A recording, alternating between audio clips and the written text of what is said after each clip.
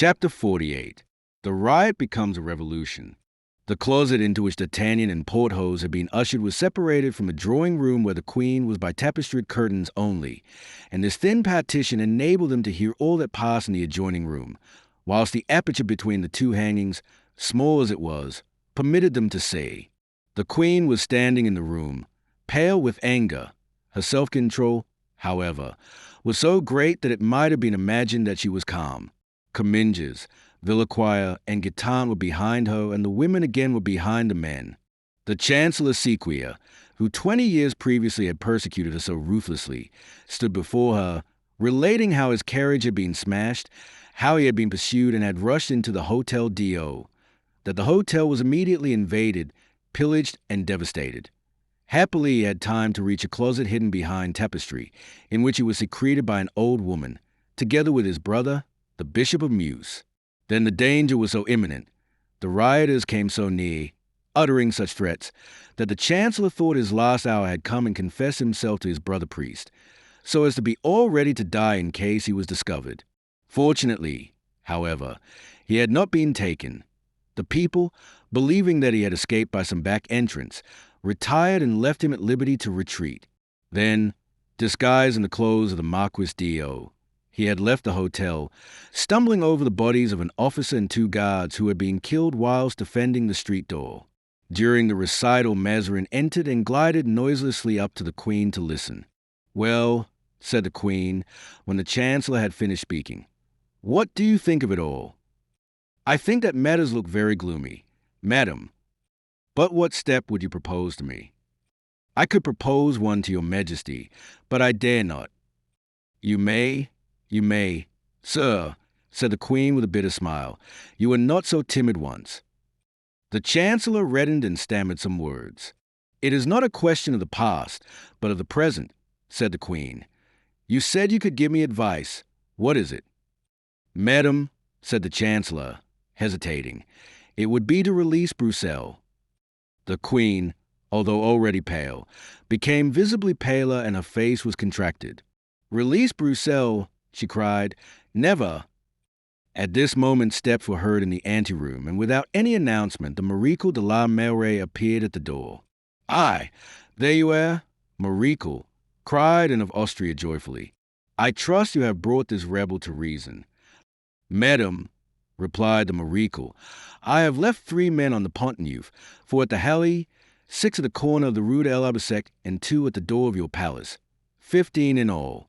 I have brought away 10 or 12 wounded. I know not where I have left my hat, and in all probability I should have been left with my hat, had the coadjutor not arrived in time to rescue me." "Ah, indeed," said the queen. "It would have much astonished me if that low cur, with his distorted legs, had not been mixed up with all this." "Madam," said La Meilleraie, "do not say too much against him before me, for the service he rendered me is still fresh." "Very good," said the queen. "Be as grateful as you like. It does not implicate me. You are here safe and sound. That is all I wish for. You are not only welcome, but welcome back." "Yes, madam, but I only came back on one condition, that I would transmit to your majesty the will of the people." "The will?" exclaimed the queen, frowning. Oh, Monsieur Marechal, you must indeed have found yourself in wondrous peril to have undertaken so strange a commission." The irony with which these words were uttered did not escape the Marechal. "Pardon, madam," he said. "I am not a lawyer. I am a mere soldier, and probably, therefore, I do not quite comprehend the value of certain words. I ought to have said the wishes and not the will of the people. As for what you do me the honor to say, I presume you mean I was afraid?" The queen smiled. "Well, then, madam, yes, I did feel fear, and though I have been through 12 pitched battles and I cannot count how many charges and skirmishes, I own for the 3rd time in my life I was afraid. Yes, and I would rather face your majesty, however threatening your smile, than face those demons who accompanied me hither and who sprung from I know not whence, unless from deepest hell." "Bravo," said D'Artagnan in a whisper to Porthos. "Well answered." "Well," said the queen, biting her lips, whilst the courtiers looked at each other with surprise. What is the desire of my people? That Bruxelles shall be given up to them, madam. Never, said the queen, never. Your Majesty is mistress, said La Meilleraye, retreating a few steps. Where are you going, Maricle? Asked the queen. To give your Majesty's reply to those who await it. Stay, Maricle, I will not appear to parley with rebels. Madam, I have pledged my word, and unless you order me to be arrested, I shall be forced to return. And of Austria's eyes shot glances of fire. Oh, that is no impediment, sir, said she. I have had greater men than you arrested. Get out. Mazarin sprang forward. Madam, said he, if I dared in my turn advise, would it be to give up Bruxelles? Sir, if so, you can spare yourself the trouble. No, said Mazarin, although, perhaps, that counsel is as good as any other. Then what may it be? To call for Monsieur le Coadjutor. The Coadjutor, cried the queen, that dreadful mischief maker. It is he who has raised all this revolt. The more reason, said Mazarin, if he has raised it, he can put it down. And hold, madam, suggested Comminges, who was near a window, out of which he could see. Hold, the moment is a happy one, for there he is now, giving his blessing in the square of the Palais Royal. The queen sprang to the window. It is true, she said, the arch-hypocrite. See. I see, said Mazarin, that everybody kneels before him, although he be but coadjutor, whilst I, were I in his place, though I am cardinal, should be torn to pieces. I persist, then, madam, in my wish, he laid an emphasis on the word, that your Majesty should receive the coadjutor. And wherefore do you not say, like the rest, your will, replied the queen, in a low voice. Mazarin bowed. Monsieur le Maréchal, said the queen, after a moment's reflection, go and find the coadjutor and bring him to me. And what shall I say to the people? That they must have patience, said, and, as I have... The fiery Spanish woman spoke in a tone so imperative that the Maréchal made no reply. He bowed and went out. D'Artagnan turned to Porthos. How will this end? He said. We shall soon see, said Porthos, in his tranquil way. In the meantime, and of Austria approached Comminges and conversed with him in a subdued tone, whilst Mazarin glanced uneasily at the corner occupied by D'Artagnan and Porthos. Ere long the door opened, and the Maricle entered, followed by the coadjutor. There, madam, he said, is Monsieur Gondy, who hastens to obey your Majesty's summons. The queen advanced a few steps to meet him, and then stopped, cold, severe, unmoved, with a lower lip scornfully protruded. Gondy bowed respectfully. Well, sir, said the queen, what is your opinion of this riot? That it is no longer a riot, madam, he replied, but a revolt. The revolt is at the door of those who think my people can rebel, cried, and, unable to dissimulate before the coadjutor, whom she looked upon, and probably with reason, as the promoter of the tumult. Revolt, thus it is called by those who have wished for this demonstration, and who are, perhaps, the cause of it. But, wait, the king's authority will put all this to rights. Was it to tell me that, madam, coldly replied Gondy, that your Majesty admitted me to the honor of entering your presence? No, my dear coadjutor, said Mazarin. It was to ask your advice in the unhappy dilemma in which we find ourselves. Is it true, asked Gondy, feigning astonishment, that Her Majesty summoned me to ask for my opinion? Yes, said the queen, it is requested. The coadjutor bowed. Your Majesty wishes, then, you to say what you would do in her place. Mazarin hastened to reply. The coadjutor looked at the queen, who replied by a sign in the affirmative. Were I in Her Majesty's place, said Gondy, coldly, I should not hesitate. I should release Bruxelles. And if I do not give him up, what think you will be the result? Exclaimed the queen. I believe that not a stone in Paris will remain unturned, put in the Maricle. It was not your opinion that I asked, said the queen, sharply, without even turning around. "If it is I whom your majesty interrogates," replied the coadjutor in the same calm manner, "I reply that I hold Monsieur le Marical's opinion in every respect." The color mounted to the queen's face. Her fine blue eyes seemed to start out of her head, and her carmine lips, compared by all the poets of the day to a pomegranate in flower, were trembling with anger. Mazarin himself, who was well accustomed to the domestic outbreaks of this disturbed household, was alarmed. "Give up Broussel," she cried. "Fine counsel, indeed. Upon my word, one can easily see it comes from a priest." Gondy remained firm, and the abuse of the day seemed to glide over his head as the sarcasms of the evening before had done. But hatred and revenge were accumulating in his heart silently and drop by drop. He looked coldly at the queen, who nudged Mazarin to make him say something in his turn. Mazarin, according to his custom, was thinking much and saying little. "Ho, ho," said he, "good advice, advice of a friend.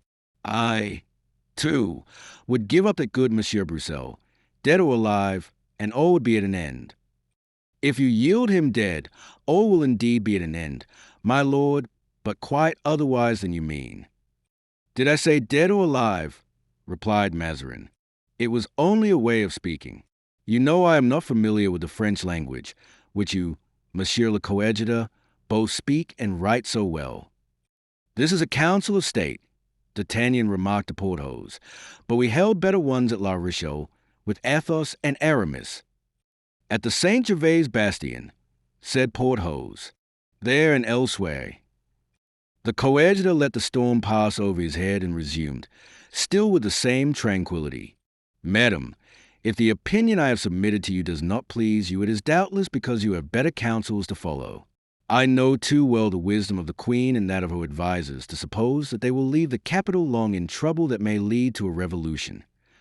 Thus, then, it is your opinion," said Anne of Austria, with a sneer and biting her lips with rage, "that yesterday's riot, which today is already a rebellion, tomorrow may become a revolution." "Yes, madam," replied the coadjutor gravely, "but if I am to believe you, so the people seem to have thrown off all restraint." "It is a bad year for kings," said Gondy, shaking his head. "Look at England, madam." "Yes, but fortunately we have no Oliver Cromwell in France," replied the queen. "Who knows?" said Gondy. "Such men are like thunderbolts. One recognizes them only when they have struck." Every one shuddered, and there was a moment of silence, during which the queen pressed her hand to her side, evidently to still the beatings of her heart. "Porthos," murmured D'Artagnan, "look well at that priest." "Yes," said Porthos, "I see him. What then?" "Well, he is a man." "Your Majesty," continued the coadjutor, pitilessly, "is about to take such measures as seem good to you, but I foresee that they will be violent and such as will still further exasperate the rioters. In that case, you, Monsieur le Coadjutor, who have such power over them and are at the same time friendly to us," said the queen, ironically, "will quiet them by bestowing your blessing upon them."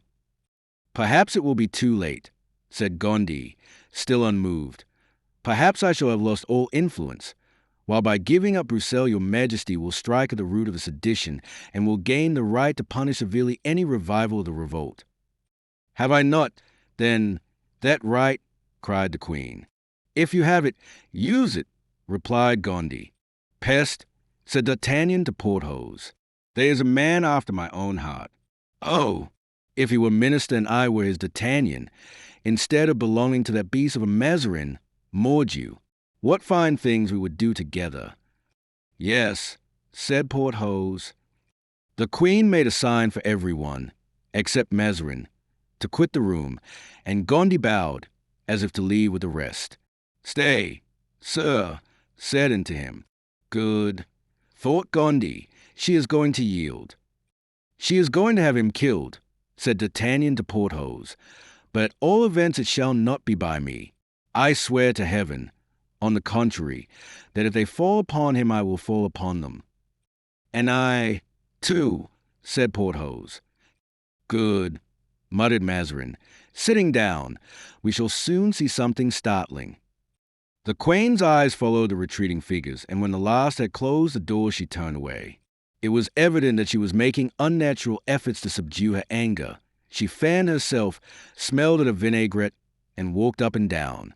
Gondy, who began to feel uneasy, examined the tapestry with his eyes, touched the coat of mail which he wore under his long gown, and felt from time to time to see if the handle of a good Spanish dagger, which was hidden under his cloak, was well within reach. "And now, at last," said the queen, "now that we are alone, repeat your counsel, Monsieur le Coadjuteur. It is this, madam, that you should appear to have reflected, and publicly acknowledge an error which constitutes the extra strength of a strong government. Release Brussels from prison and get him back to the people."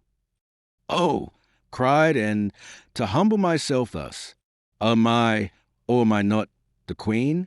This screaming mob, are they, or are they not, my subjects? Have I friends? Have I guards? Ah, by Notre Dame, as Queen Catherine used to say," continued she, excited by her own words, "rather than give up this infamous Broussel to them, I will strangle him with my own hands."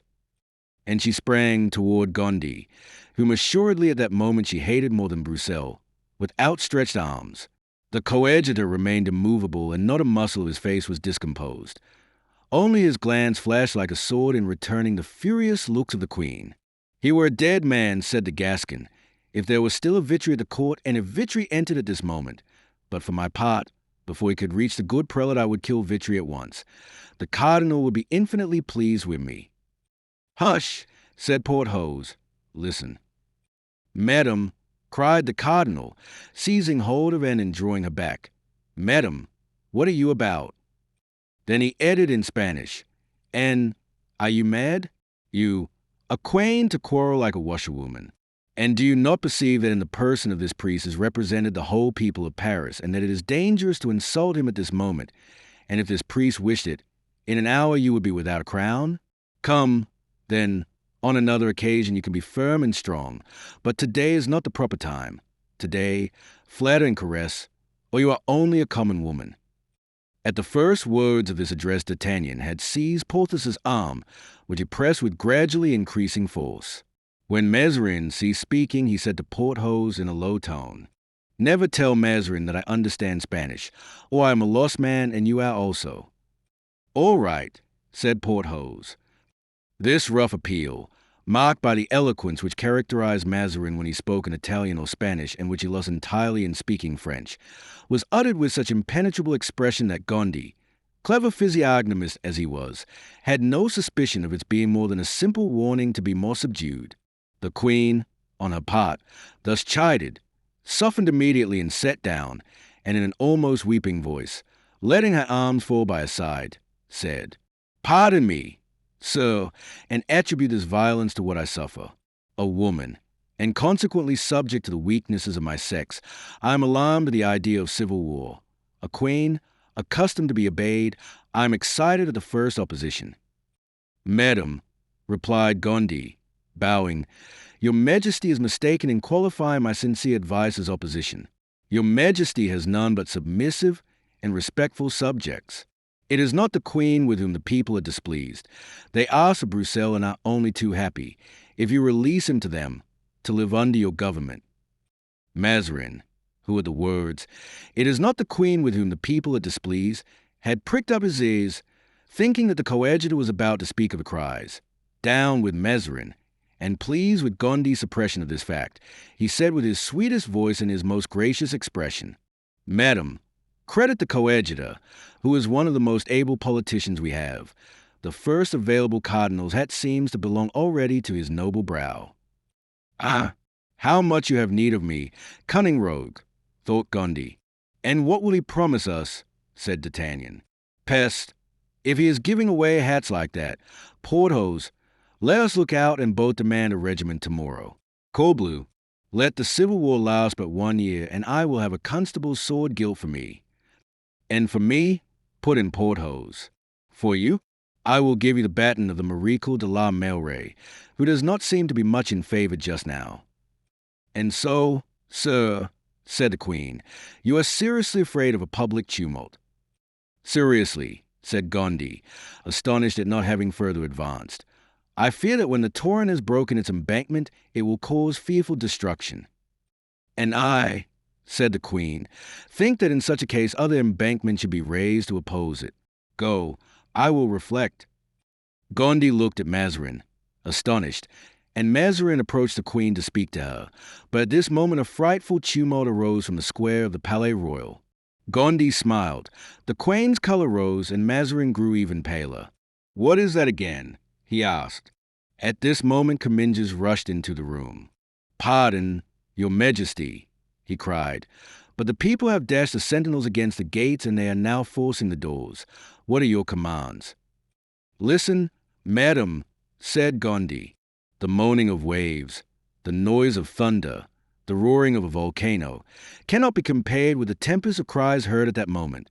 "What are my commands?" said the queen. "Yes, 4 time presses. How many men have you about the Palais Royal?" 600. "Place 100 around the king, and with the remainder sweep away this mob for me." "Madam," cried Mazarin, "what are you about?" "Go," said the queen.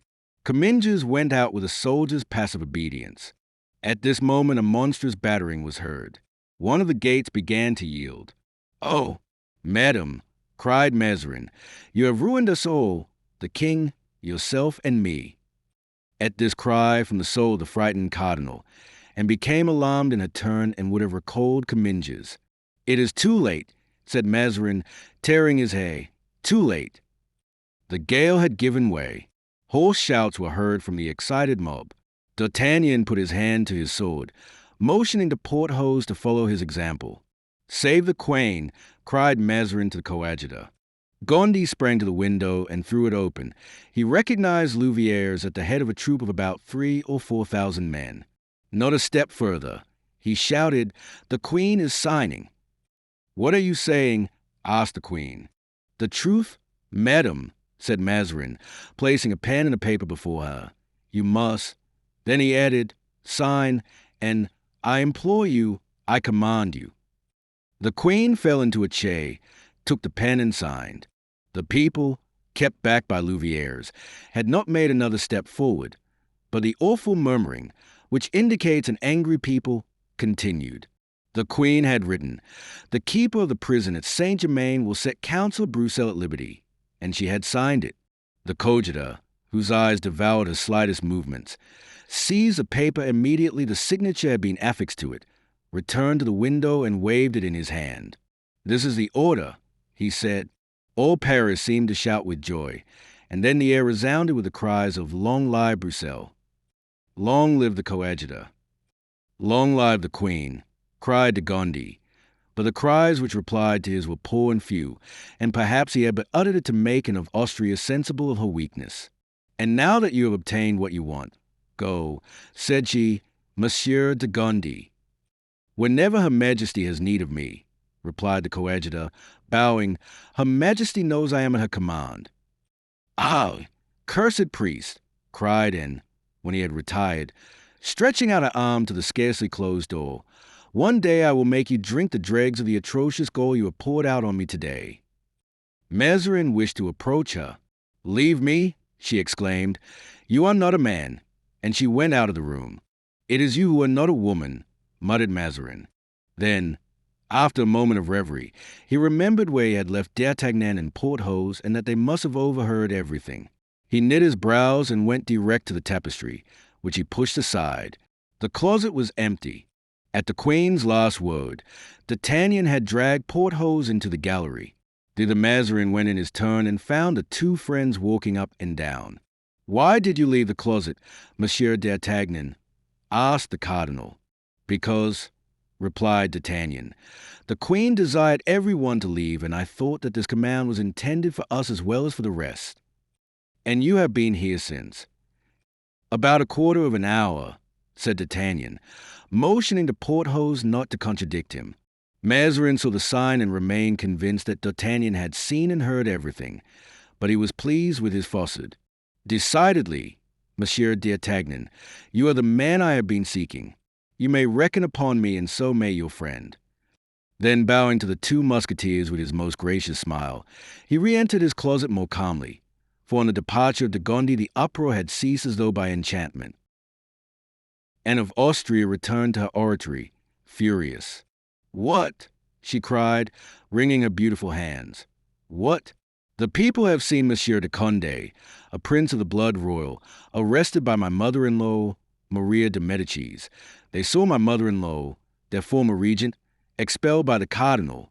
They saw Monsieur de Vendôme, that is to say, the son of Henry IV, a prisoner at Vincennes, and whilst these great personages were imprisoned, insulted, and threatened, they said nothing. And now for Bruxelles. Good God! What, then, is to become of royalty?" The Queen unconsciously touched here upon the exciting question. The people had made no demonstration for the princes, but they had risen for Bruxelles. They were taking the part of a plebeian, and in defending Bruxelles, they instinctively felt they were defending themselves. During this time, Mazarin walked up and down the study, glancing from time to time at his beautiful Venetian mirror, starred in every direction. "Ah," he said, "it is said, I know well, to be forced to yield thus. But, sure, we shall have our revenge. What matters it about Bruxelles? It is a name, not a thing." Mazarin, clever politician as he was for once mistaken. Bruxelles was a thing, not a name. The next morning, therefore, when Bruxelles made his entrance into Paris in a large carriage, having his son Louviers at his side and Friquet behind the vehicle, the people threw themselves in his way in cries of "Long live Bruxelles! Long live our father!" resounded from all parts and was death to Mazarin's ears, and the cardinal's spies brought bad news from every direction, which greatly agitated the minister, but was calmly received by the Queen. The letter seemed to be maturing in her mind some great stroke, a fact which increased the uneasiness of the cardinal, who knew the proud princess and dreaded much the determination of Anne of Austria. The coadjutor returned to Parliament more monarch than king, queen, and cardinal, all three together. By his advice, a decree from Parliament summoned the citizens to lay down their arms and demolish the barricades. They now knew that it required but 1 hour to take up arms again and 1 night to reconstruct the barricades. Rochefort had returned to the Chevalier d'Humiers his 50 horsemen, less 2, missing at roll call. But the Chevalier was himself at heart a Frondist and would hear nothing said of compensation. The mendicant had gone to his old place on the steps of St. Eustache and was again distributing holy water with one hand and asking alms with the other. No one could suspect that those two hands had been engaged with others in drawing out from the social edifice the keystone of royalty. Louviers was proud and satisfied. He had taken revenge on Mazarin and had aided in his father's deliverance from prison. His name had been mentioned as a name of terror at the Palais Royal. Laughingly, he said to the councillor, restored to his family, "Do you think, father, that if now I should ask for a company, the Queen would give it to me?" D'Artagnan profited by this interval of calm to send away Raoul, whom he had great difficulty in keeping shut up during the riot, and who wished positively to strike a blow for one party or the other. Raoul had offered some opposition at first, but D'Artagnan made use of the Comte de la Fere's name, and after paying a visit to Madame de Chevreuse, Raoul started to rejoin the army. Rochefort alone was dissatisfied with the termination of affairs. He had written to the Duc de Beaufort to come, and the Duke was about to arrive, and he would find Paris tranquil. He went to the coadjutor to consult with him whether it would not be better to send word to the Duke to stop on the road, but Gondi reflected for a moment and then said, "Let him continue his journey." "All is not then over?" asked Rochefort. "My dear Count, we have only just begun." "What induces you to think so?" "The knowledge that I have of the Queen's heart. She will not rest contented beaten." "Is she, then, preparing for a stroke?" "I hope so." "Come, let us see what you know."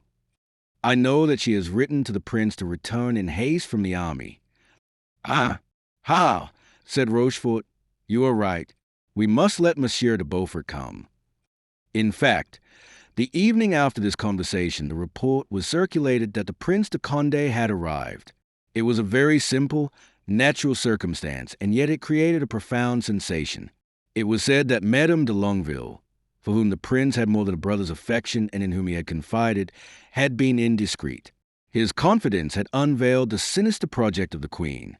Even on the night of the prince's return, some citizens, bolder than the rest, such as the sheriffs, captains, and the quartermaster, went from house to house among their friends, saying, "Why do we not take the king and place him in the Hotel de Ville?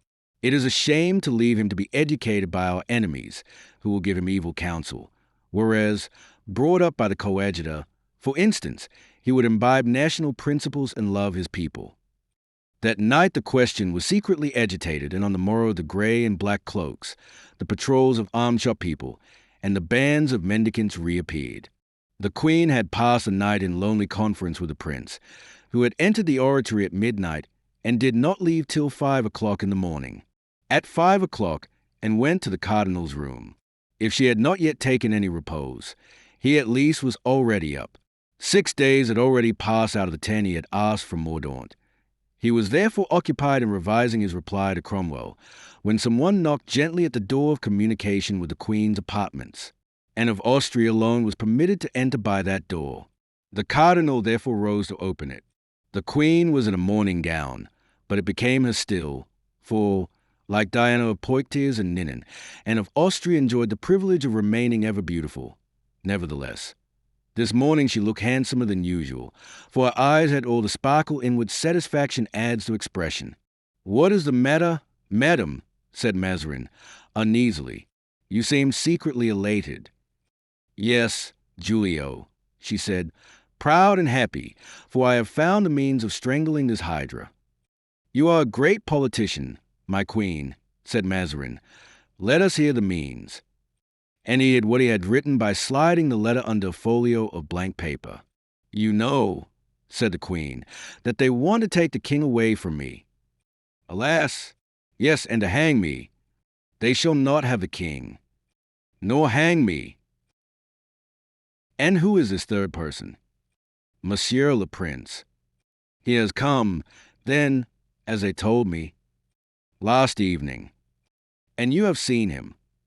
He has just left me. And will he aid this project? The plan is his own. And Paris, he will starve it out and force it to surrender at discretion.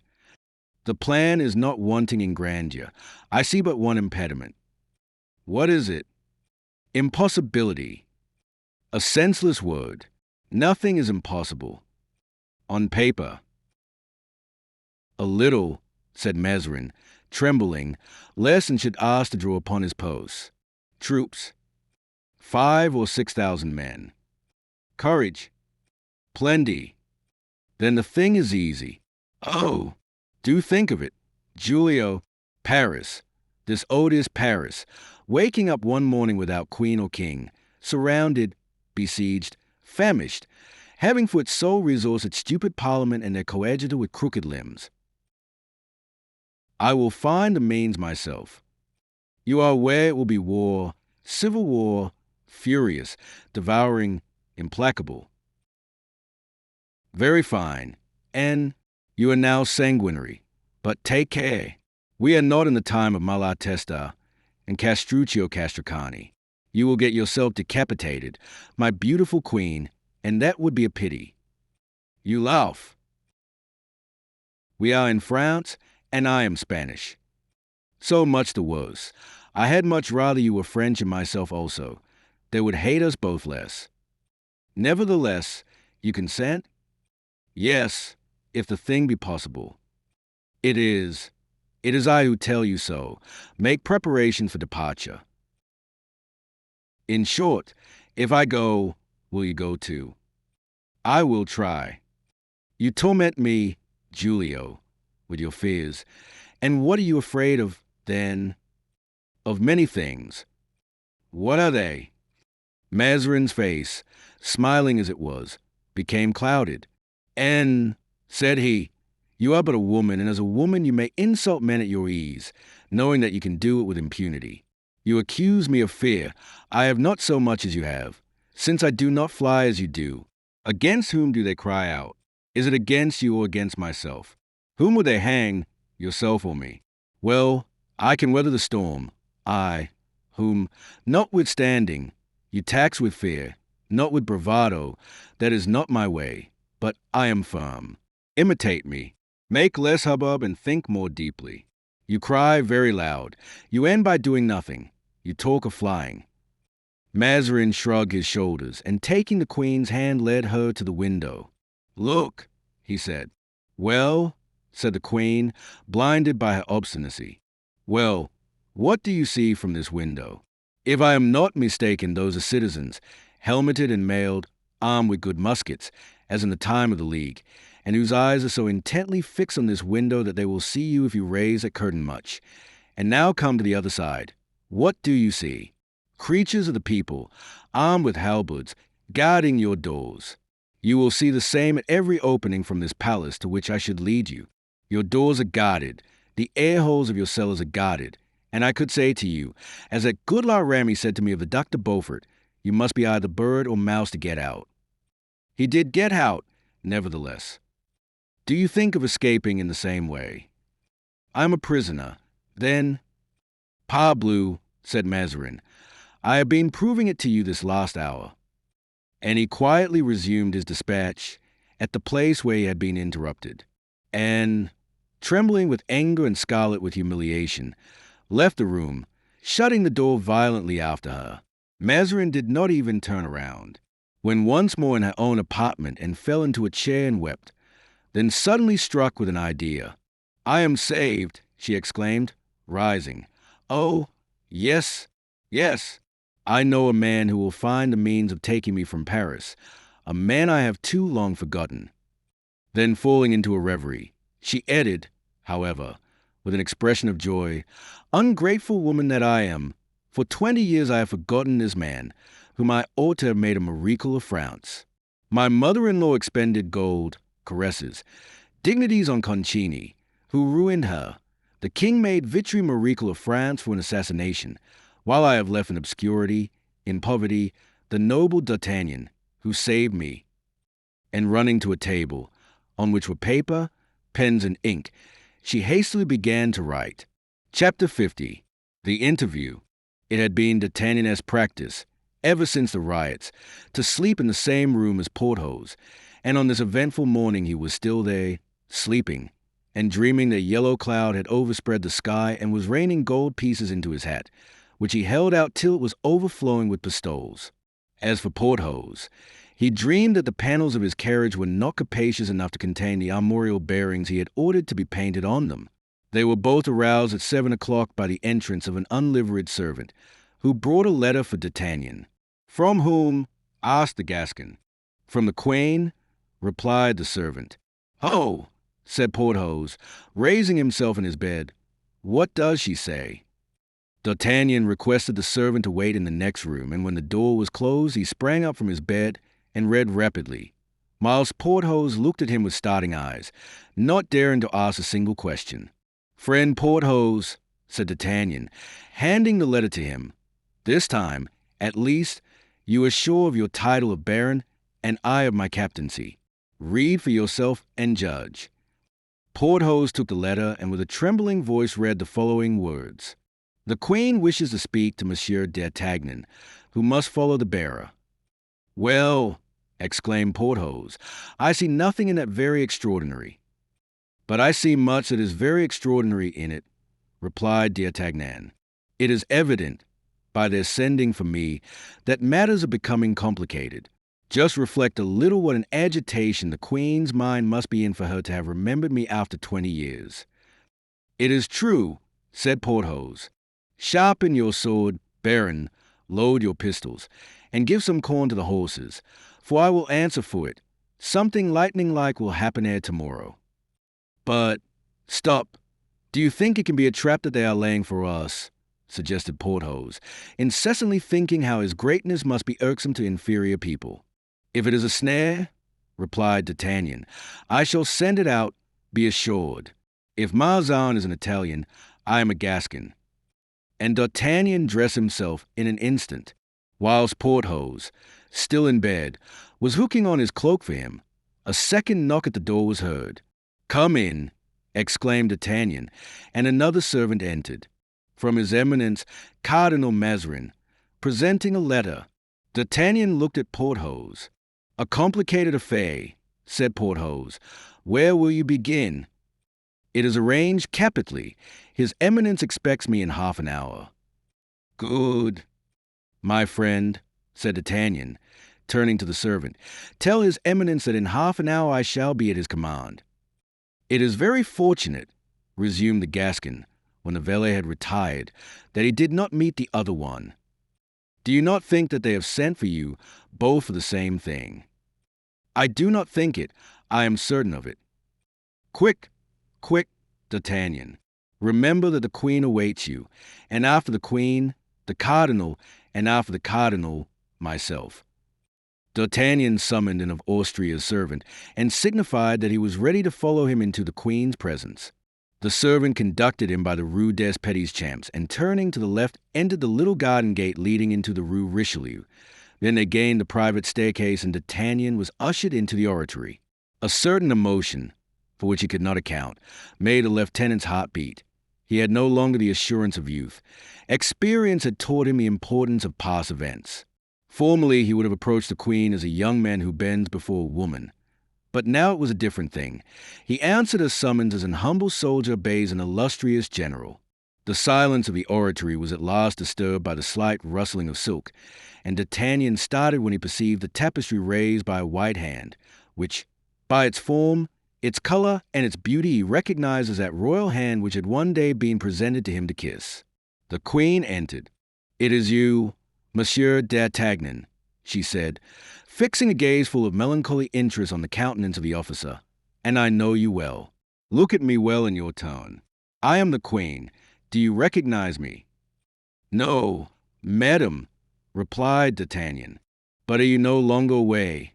continued Anne, giving that sweet expression to her voice which it could do at will, that in former days the Queen had once need of a young, brave, and devoted cavalier, that she found this cavalier, and that, although he might have thought that she had forgotten him, she had kept a place for him in the depths of her heart. "No, madam, I was ignorant of that," said the Musketeer. "So much the worse, sir," said Anne of Austria. "So much the worse, at least of the Queen, for today she has need of the same courage and the same devotion." "What?" exclaimed D'Artagnan. "Does the Queen, surrounded as she is by such devoted servants, such wise counselors, men, in short, so great by marital position, does she deign to cast her eyes on an obscure soldier?" And understood this covert reproach, and was more moved than irritated by it. She had many a time felt humiliated by the self-sacrifice and disinterestedness shown by the Gascon gentleman. She had allowed herself to be exceeded in generosity. "All that you tell me of those by whom I am surrounded, Monsieur d'Artagnan, is doubtless true," said the Queen, "but I have confidence in you alone. I know that you belong to the Cardinal, but belong to me as well, and I will take upon myself the making of your fortune. Come, will you do today what formerly the gentleman you do not know did for the Queen?" "I will do everything your Majesty commands," replied D'Artagnan. The Queen reflected for a moment, and then, seeing the cautious demeanor of the Musketeer, "Perhaps you like repose," she said. "I do not know, for I have never had it, madam. Have you any friends?" "I had 3, 2 of whom have left Paris, to go I know not where. One alone is left to me, but he is one of those known, I believe, to the cavalier of whom your Majesty did me the honor to speak." "Very good," said the Queen. "You and your friend are worth an army. What am I to do, madam?" "Return at 5 o'clock, and I will tell you. But do not breathe to a living soul, sir, the rendezvous which I give you." "No, madam." "Swear it upon the cross." "Madam, I have never been false to my word. When I say I will not do a thing, I mean it." The Queen, although astonished at this language, to which he was not accustomed from her courtiers, argued from it a happy omen of the zeal with which D'Artagnan would serve her in the accomplishment of a project. It was one of the Gascon's artifices to hide his deep cunning occasionally under an appearance of rough loyalty. "Has the Queen any further commands for me now?" asked D'Artagnan. "No, sir," replied Anne of Austria, "and you may retire until the time that I mentioned to you." D'Artagnan bowed and went out. "Diable," he exclaimed when the door was shut, "they seem to have the greatest need of me just now." Then, as the half-hour had already glided by, He crossed the gallery and knocked at the cardinal's door. Bernuin introduced him. "I come for your commands, my lord," he said, and according to his custom, D'Artagnan glanced rapidly around and remarked that Mazarin had a sealed letter before him, but it was so placed on the desk that he could not see to whom it was addressed. "You come from Maquain?" said Mazarin, looking fixedly at D'Artagnan. "Aye, my lord. Who told you that?" "Nobody, but I know it." "I regret infinitely to tell you, my lord, that you were mistaken," replied the Gascon, impudently, firm to the promise he had just made to Anne of Austria. "I opened the door of the anteroom myself, and I saw you enter at the end of the corridor, because I was shown up the private stays." "How so?" "I know not. It must have been a mistake." Mazarin was aware that it was not easy to make D'Artagnan reveal anything he was desirous of hiding, so he gave up, for the time, the discovery of the mystery the Gascon was concealing. "Let us speak of my affairs," said Mazarin, "since you will tell me naught of yours. Are you fond of traveling?" "My life has been passed on the high road." "Would anything retain you particularly in Paris?" "Nothing but an order from a superior would retain me in Paris." "Very well. Here is a letter, which must be taken to its address." "To its address, my lord? But it has none." In fact, the side of the letter opposite the seal was blank. "I must tell you," resumed Mazarin, "that it is in a double envelope." "I understand, and I am to take off the first one when I reach a certain place." "Just so. Take it and go. You have a friend, Monsieur du Vallon, whom I like much. Let him accompany you." "The devil," said D'Artagnan to himself. "He knows that we overheard his conversation yesterday, and he wants to get us away from Paris." "Do you hesitate?" asked Mazarin. "No, my lord, and I will set out at once. There is one thing only which I must request." "What is it? Speak." "That your eminence will go at once to the queen." "What for?" "Merely to say these words. I am going to send Monsieur D'Artagnan away, and I wish him to set out directly." "I told you," said Mazarin, "that you had seen the queen." "I had the honor of saying to your eminence that there had been some mistake." "What is the meaning of that?" "May I venture to repeat my prayer to your eminence?" "Very well, I will go. Wait here for me." And looking attentively around him to see if he had left any of his keys in his closets, Mazarin went out. 10 minutes elapsed, during which D'Artagnan made every effort to read through the first envelope what was written on the second, but he did not succeed. Mazarin returned, pale and evidently thoughtful. He seated himself at his desk, and D'Artagnan proceeded to examine his face, as he had just examined the letter he held, but the envelope which covered his countenance appeared as impenetrable as that which covered the letter. "Ah!" thought the Gascon, "he looks displeased. Can it be with me? He meditates. Is it about sending me to the Bastille? All very fine, my lord, but at the very first hint you give of such a thing, I will strangle you and become Frondist. I should be carried home in triumph like Monsieur Broussel, and Athos would proclaim me the French Brutus. It would be exceedingly droll." The Gascon, with his vivid imagination, had already seen the advantage to be derived from his situation. Mazarin gave, however, no order of the kind, but on the contrary began to be insinuating. "You were right," he said, "my dear Monsieur D'Artagnan, and you cannot set out yet. I beg you to return me that dispatch." D'Artagnan obeyed, and Mazarin ascertained that the seal was intact. "I shall want you this evening," he said. "Return in 2 hours." "My lord," said D'Artagnan, "I have an appointment in 2 hours which I cannot miss." "Do not be uneasy," said Mazarin. "It is the same." "Good," thought D'Artagnan. "I fancied it was so." "Return, then, at 5 o'clock and bring that worthy Monsieur du Vallon with you. Only, leave him in the anteroom, as I wish to speak to you alone." D'Artagnan bowed, and thought, both at the same hour, both commands alike, both at the Palais Royal. Monsieur de Gondi would pay 100,000 francs for such a secret. "You are thoughtful," said Mazarin, uneasily. "Yes, I was thinking whether we ought to come armed or not." "Armed to the teeth," replied Mazarin. Very well, my lord, it shall be so. D'Artagnan saluted, went out, and hastened to repeat to his friend Mazarin's flattering promises, which gave Porthos an indescribable happiness. When D'Artagnan returned to the Palais Royal at 5 o'clock, it presented, in spite of the excitement which reigned in the town, a spectacle of the greatest rejoicing. Nor was that surprising. The Queen had restored Bruxelles and Blancmesnil to the people and had therefore nothing to fear, since the people had nothing more just then to ask for.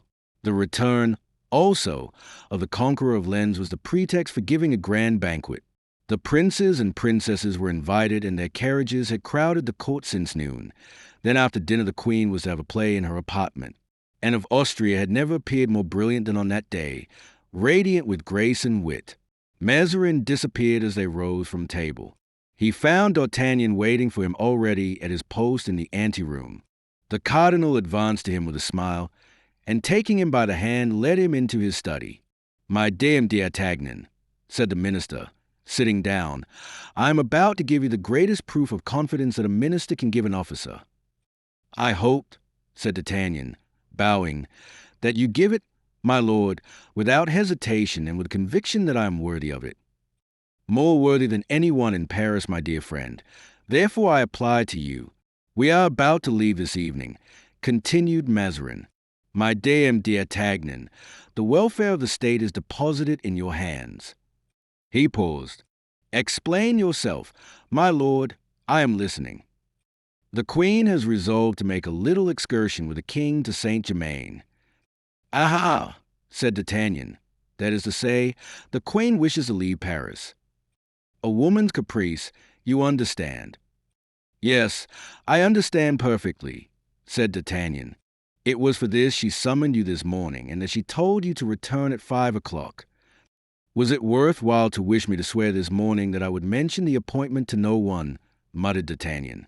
"Oh, women, whether queens or not, they are always the same." "Do you disapprove of this journey, my dear D'Artagnan?" asked Mazarin anxiously. "I, my lord," said D'Artagnan. "Why should I?" "Because you shrug your shoulders." "It is a way I have of speaking to myself. I neither approve nor disapprove, my lord. I merely await your commands." "Good. It is you, accordingly, that I have pitched upon to conduct the king and the queen to Saint-Germain." "Liar," thought D'Artagnan. "You see, therefore," continued the cardinal, perceiving D'Artagnan's composure, "that, as I have told you, the welfare of the state is placed in your hands." "Yes, my lord, and I feel the whole responsibility of such a charge." "You accept, however?" "I always accept." "Do you think the thing possible?" "Everything is possible." "Shall you be attacked on the road?" "Probably." "And what will you do in that case?" "I shall pass through those who attack me." "And suppose you cannot pass through them?" "So much the worse for them. I shall pass over them." "And you will place the king and queen in safety also, at Saint-Germain?" "Yes." "On your life?" "On my life." "You are a hero, my friend," said Mazarin, gazing at the musketeer with admiration. D'Artagnan smiled. "And I?" asked Mazarin, after a moment's silence. "How?" "And you, my lord?" "If I wish to leave." "That would be much more difficult." "Why so?" "Your eminence might be recognized." "Even under this disguise?"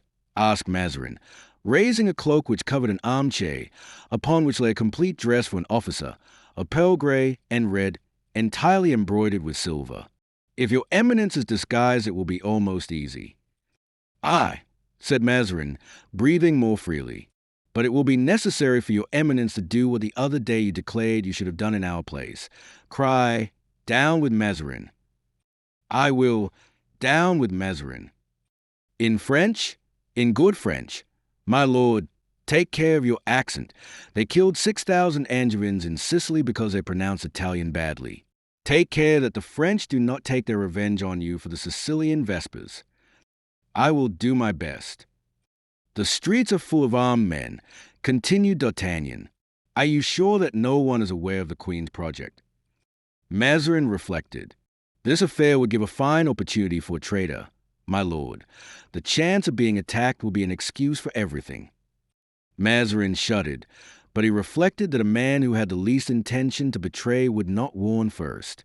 And therefore, added he, quietly, I have not confidence in everyone, the proof of which is that I have fixed upon you to escort me. Shall you not go with the Queen? No, replied Mazarin. Then you will start after the Queen.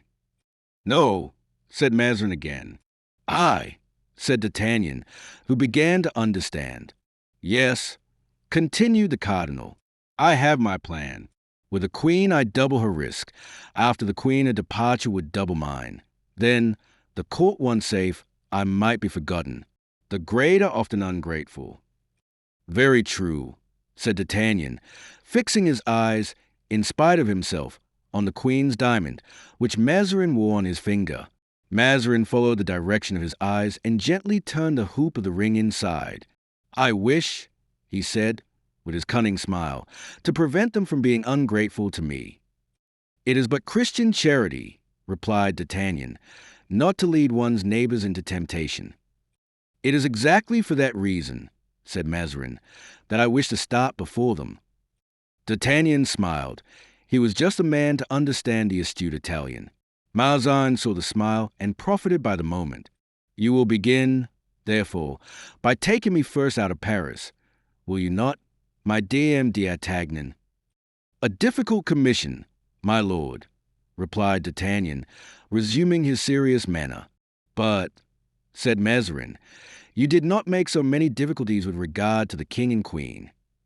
The king and the queen are my king and queen, replied the musketeer. My life is theirs, and I must give it for them. If they ask it, what have I to say?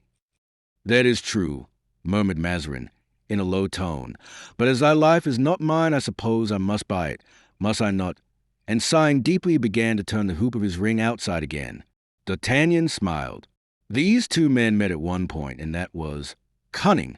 Had they been actuated equally by courage, the one would have done great things for the other. But also, said Mazarin, you must understand that if I ask this service from you, it is with the intention of being grateful.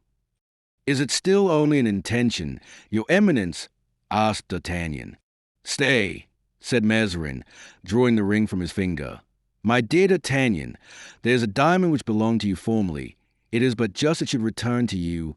Take it, I pray. D'Artagnan spared Mazarin the trouble of insisting, and after looking to see if the stone was the same and assuring himself of the purity of its water, he took it and passed it on his finger with indescribable pleasure. I valued it much, said Mazarin, giving a last look at it. Nevertheless, I give it to you with great pleasure. And I, my lord, said D'Artagnan, accept it as it is given. Come, let us speak of your little affairs. You wish to leave before everybody, and at what hour? At 10 o'clock. And the Queen, at what time is it her wish to start? At midnight. Capital. But how will you get me out of Paris?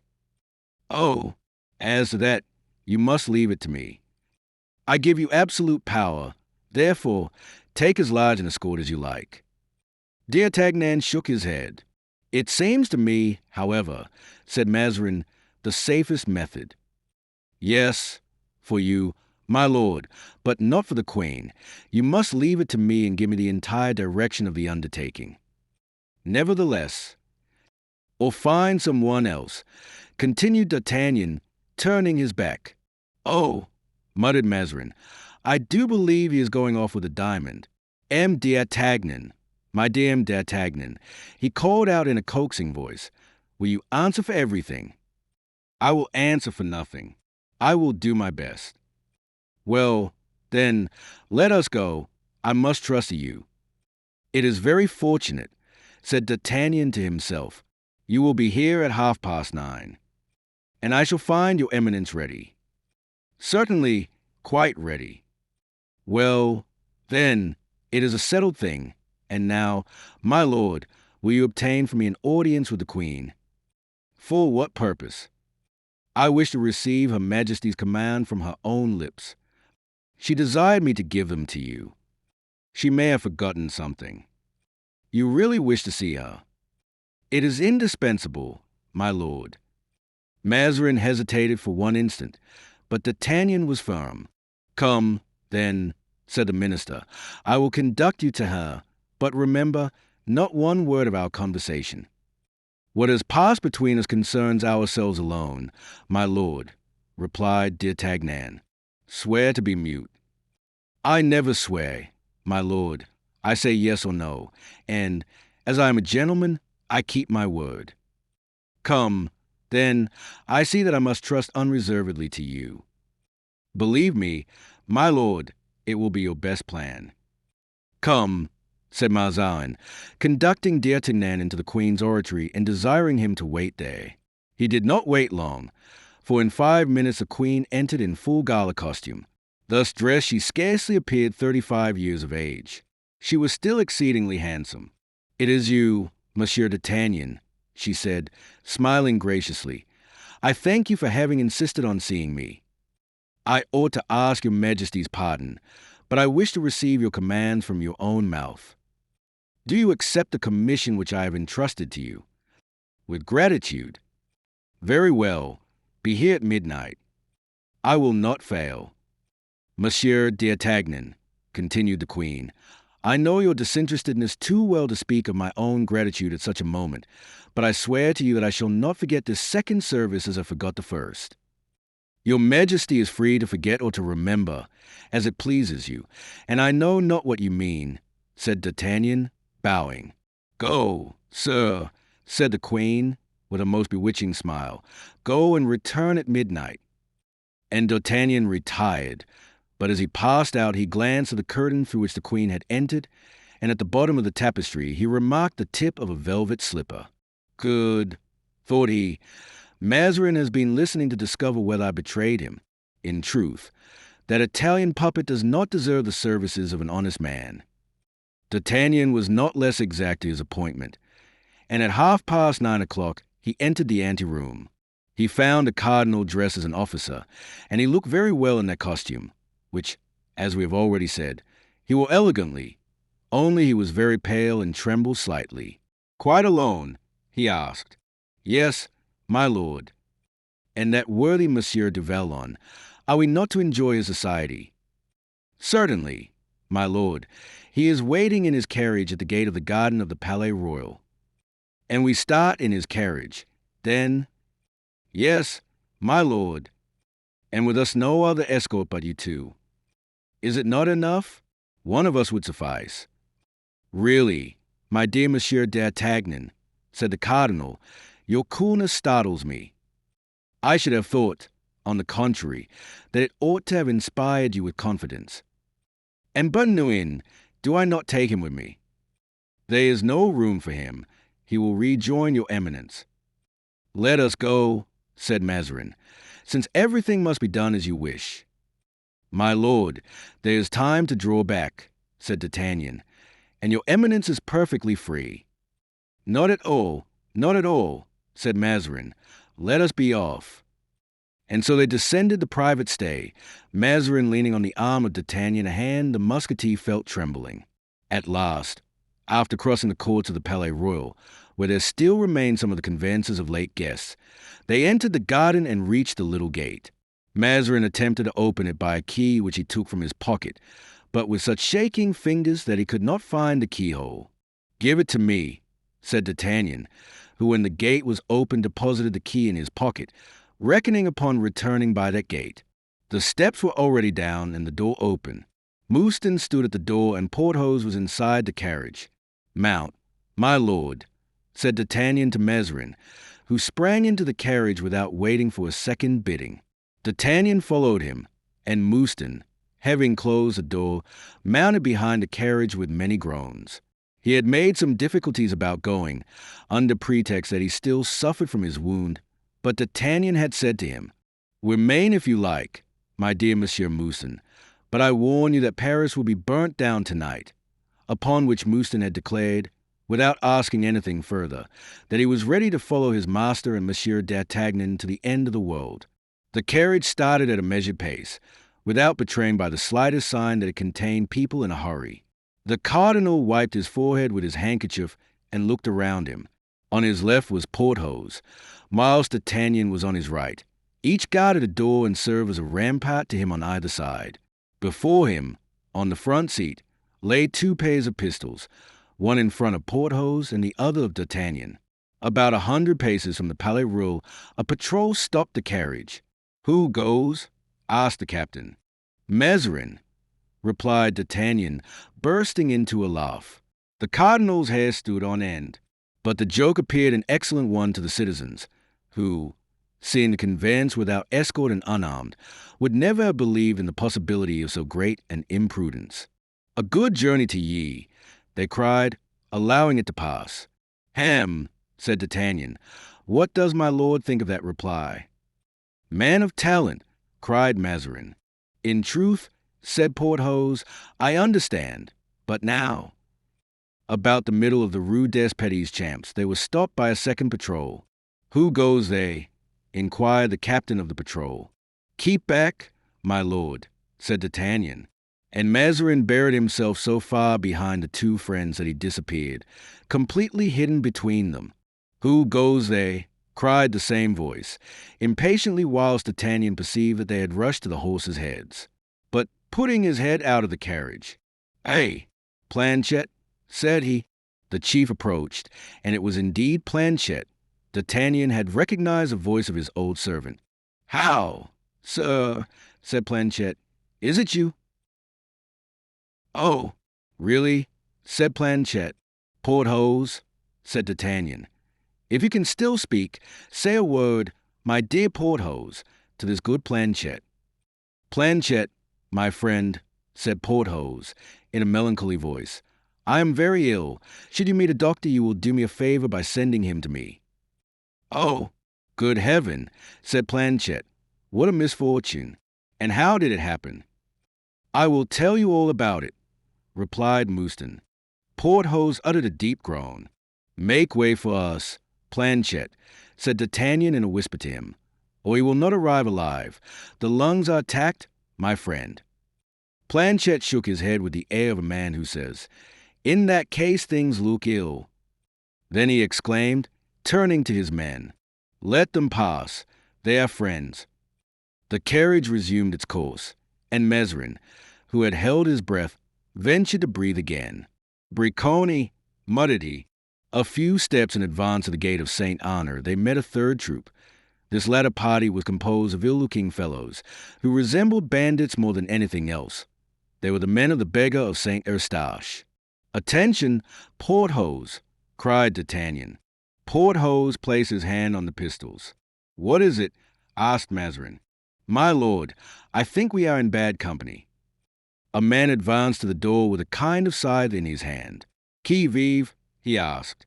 "Eh, rascal," said D'Artagnan, "do you not recognize His Highness the Prince's carriage?"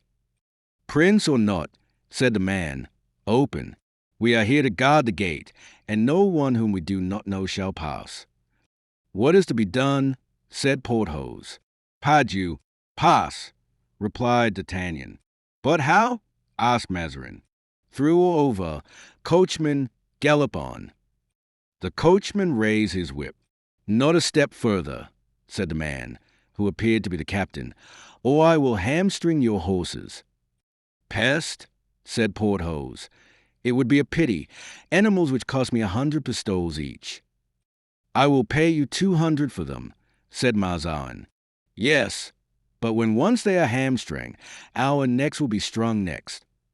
"If one of them comes to my side," asked Porthos, "must I kill him?" "Yes, by a blow of your fist, if you can. We will not fire but at the last extremity." "I can do it," said Porthos. "Come and open, then," cried D'Artagnan to the man with the scythe, taking one of the pistols up by the muzzle and preparing to strike with the handle. And as the man approached, D'Artagnan, in order to have more freedom for his actions, leaned half out of the door. His eyes were fixed upon those of the mendicant, which were lighted up by a lantern. Without doubt he recognized D'Artagnan, for he became deadly pale. Doubtless the Musketeer knew him, for his hair stood up on his head. "Monsieur d'Artagnan," he cried, falling back a step. "It is Monsieur d'Artagnan. Let him pass." D'Artagnan was perhaps about to reply, when a blow, similar to that of a mallet falling on the head of an ox, was heard. The noise was caused by Porthos, who had just knocked down his man. D'Artagnan turned around and saw the unfortunate man upon his back, about 4 paces off. "'Sdeath!" cried he to the coachman. "Spur your horses. Whip, get on." The coachman bestowed a heavy blow of the whip upon his horses. The noble animals bounded forward. Then cries of men who were knocked down were heard. Then a double concussion was felt, and 2 of the wheels seemed to pass over a round and flexible body. There was a moment's silence. Then the carriage cleared the gate. "To cause la reina," cried D'Artagnan to the coachman. Then turning to Mazarin, he said, "Now, my lord, you can say 5 paters and 5 aves, in thanks to heaven for your deliverance. You are safe. You are free." Mazarin replied only by a groan. He could not believe in such a miracle. 5 minutes later the carriage stopped, having reached Cause la Reina. "Is my lord pleased with his escort?" asked D'Artagnan. "Enchanted, monsieur," said Mazarin, venturing his head out of one of the windows. "And now do as much for the queen." "It will not be so difficult," replied D'Artagnan, springing to the ground. "Monsieur du Vallon, I commend his eminence to your care." "Be quite at ease," said Porthos, holding out his hand, which D'Artagnan took and shook in his. "Oh!" cried Porthos, as if in pain. D'Artagnan looked with surprise at his friend. "What is the matter, then?" he asked. "I think I have sprained my wrist," said Porthos. "The devil! Why, you strike like a blind or a deaf man." "It was necessary. My man was going to fire a pistol at me. But how did you get rid of yours?" "Oh, mine," replied D'Artagnan, "was not a man." "What was it then?" "It was an apparition. And I charm it away." Without further explanation, D'Artagnan took the pistols which were upon the front seat, placed them in his belt, wrapped himself in his cloak, and not wishing to enter by the same gate as that through which they had left, he took his way toward the Richelieu gate. Chapter 52. The carriage of Monsieur le Coadjutor. Instead of returning, then, by the Saint-Honor gate, D'Artagnan, who had time before him, walked around and re-entered by the Porte Richelieu. He was approached to be examined, and when it was discovered by his plumed hat and his lace coat that he was an officer of the Musketeers, he was surrounded, with the intention of making him cry, "Down with Mazarin." The demonstration did not fail to make him uneasy at first, but when he discovered what it meant, he shouted it in such a voice that even the most exacting was satisfied. He walked down the Rue Richelieu, meditating how he should carry off the queen in a turn, for to take her in a carriage bearing the arms of France was not to be thought of, when he perceived an equipage standing at the door of the hotel belonging to Madame de Guermantes. He was struck by a sudden idea. "Ah, pardieu," he exclaimed, "that would be fair play." And approaching the carriage, he examined the arms on the panels and the livery of the coachman on his box. This scrutiny was so much the more easy, the coachman being sound asleep. "It is, in truth, Monsieur le Coadjutor's carriage," said D'Artagnan. "Upon my honor, I begin to think that heaven favors us." He mounted noiselessly into the chariot and pulled the silk cord which was attached to the coachman's little finger. To the Palais Royal he called out. The coachman awoke with a start and drove off in the direction he was desired, never doubting but that the order had come from his master. The porter at the palace was about to close the gates, but seeing such a handsome equipage, he fancied that it was some visit of importance, and the carriage was allowed to pass and to stop beneath the porch. It was then only the coachman perceived the grooms were not behind the vehicle.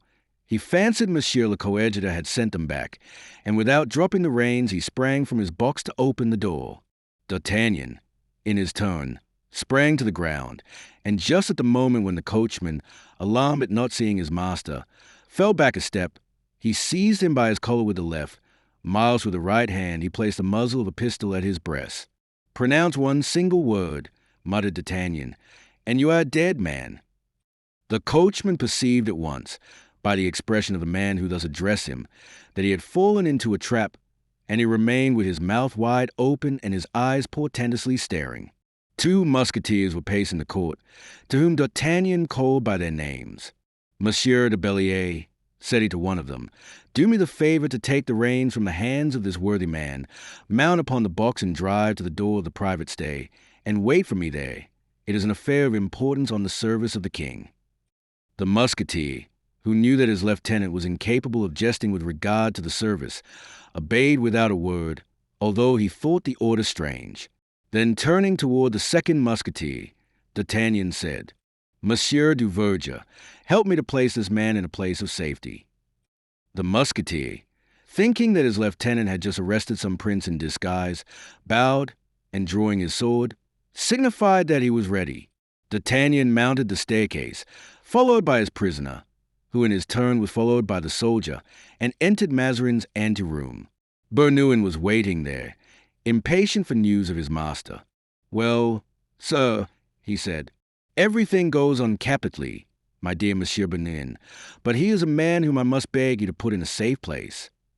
"Where, then, sir?" "Where you like, provided that the place which you shall choose has iron shutters secured by padlocks and a door that can be locked." "We have that, sir," replied Bernouin, and the poor coachman was conducted to a closet, the windows of which were barred and which looked very much like a prison. "And now, my good friend," said D'Artagnan to him, "I must invite you to deprive yourself, for my sake, of your hat and cloak." The coachman, as we can well understand, made no resistance. In fact, he was so astonished at what had happened to him that he stammered and reeled like a drunken man. D'Artagnan deposited his clothes under the arm of one of the valets. "And now, Monsieur du Verger," he said, "shut yourself up with this man until Monsieur Bernouin returns to open the door. The duty will be tolerably long and not very amusing, I know, but," added he, seriously, "you understand, it is on the king's service." "At your command, lieutenant," replied the musketeer, who saw the business was a serious one. "By the by," continued D'Artagnan, "should this man attempt to fly or to call out, pass your sword through his body." The musketeer signified by a nod that these commands should be obeyed to the letter, and D'Artagnan went out, followed by Bernouin. Midnight struck. "Lead me into the queen's oratory," said D'Artagnan. "Announce to her I am here, and put this parcel, with a well-loaded musket, under the seat of the carriage which is waiting at the foot of the private stay." Bernouin conducted D'Artagnan to the oratory, where he sat down pensively. Everything had gone on as usual at the Palais Royal. As we said before, by 10 o'clock almost all the guests had dispersed. Those who were to fly with the court had the word of command, and they were each severally desired to be from 12 o'clock to 1 at Cours la Reine. At 10 o'clock, and of Austria had entered the king's room. Monsieur had just retired, and the youthful Louis, remaining the last, was amusing himself by placing some lead soldiers in a line of battle, a game which delighted him much. 2 royal pages were playing with him. "Laporte," said the queen, "it is time for His Majesty to go to bed." The king asked to remain up, having, he said, no wish to sleep, but the queen was firm. "Are you not going tomorrow morning at 6 o'clock, Louis, to bathe at Conflans? I think you wish to do so of your own accord." "You are right, madam," said the king, "and I am ready to retire to my room when you have kissed me. Laporte, give the light to Monsieur the Chevalier de Coislin." The queen, touched with her lips the white, smooth brow of the royal child, presented her with a gravity which already partook of etiquette. "Go to sleep soon, Louis," said the queen, "for you must be awakened very early." "I will do my best to obey you, madam," said the youthful king, "but I have no inclination to sleep." Laporte, said Anne of Austria, in an undertone, "find some very dull book to read to His Majesty, but do not undress yourself." The king went out, accompanied by the Chevalier de Coislin, bearing the candlestick, and then the queen returned to her own apartment. Her ladies, that is to say Madame de Brigi, Mademoiselle de Beaumont, Madame de Motteville, and Socratine, her sister, so called on account of her sense, had just brought into her dressing-room the remains of the dinner, on which, according to her usual custom, she supped. The queen then gave her orders. spoke of a banquet which the Marquis de Villequire was to give to her on the day after the morrow, indicated the person she would admit to the honor of partaking of it, announced another visit on the following day to Val-de-Grace, where she intended to pay her devotions, and gave a command to her senior valet to accompany her. When the ladies had finished their supper, the queen feigned extreme fatigue and passed into her bedroom. Madame de Motteville, who was on a special duty that evening, followed to aid and undress her. The queen then began to read, and after conversing with her affectionately for a few minutes, dismissed her. It was at this moment D'Artagnan entered the courtyard of the palace, in the coadjutor's carriage, and a few seconds later the carriages of the ladies-in-waiting drove out, and the gates were shut after them.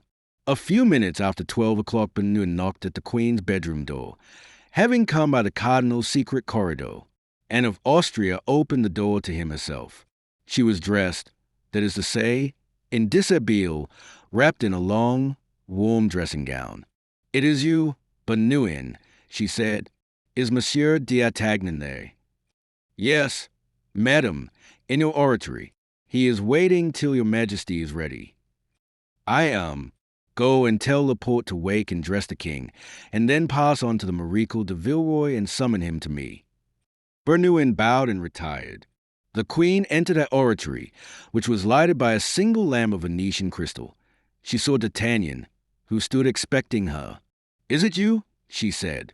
"Yes, madam." "Are you ready?" "I am." "And His Eminence, the Cardinal, has got off without any accident. He is awaiting your majesty at Cours la Reine. But in what carriage do we start?" "I have provided for everything. A carriage below is waiting for your majesty." "Let us go to the king." D'Artagnan bowed and followed the queen. The young Louis was already dressed, with the exception of his shoes and doublet. He had allowed himself to be dressed, in great astonishment, overwhelming Laporte with questions, who replied only in these words: "Sire, it is by the queen's commands." The bedclothes were thrown back, exposing the king's bed linen, which was so worn that here and there holes could be seen. It was one of the results of Mazarin's niggardliness. The queen entered and D'Artagnan remained at the door. As soon as the child perceived the queen, he escaped from Laporte and ran to meet her, and then motioned to D'Artagnan to approach, and he obeyed. "My son," said Anne of Austria, pointing to the musketeer, calm, standing uncovered, "here is Monsieur D'Artagnan, who is as brave as one of those ancient heroes of whom you like so much to hear from my women. Remember his name well and look at him well, that his face may not be forgotten, for this evening he is going to render us a great service." The young king looked at the officer with his large-formed eye and repeated, "Monsieur D'Artagnan." "That is it, my son." The young king slowly raised his little hand and held it out to the musketeer. The latter bent on his knee and kissed it. "Monsieur D'Artagnan," repeated Louis. "Very well, madam." At this moment they were startled by a noise as if a tumult were approaching. "What is that?" exclaimed the queen. "Oh, oh," replied D'Artagnan, straining both at the same time his quick ear and his intelligent glance. "It is a murmur of the populace in revolution."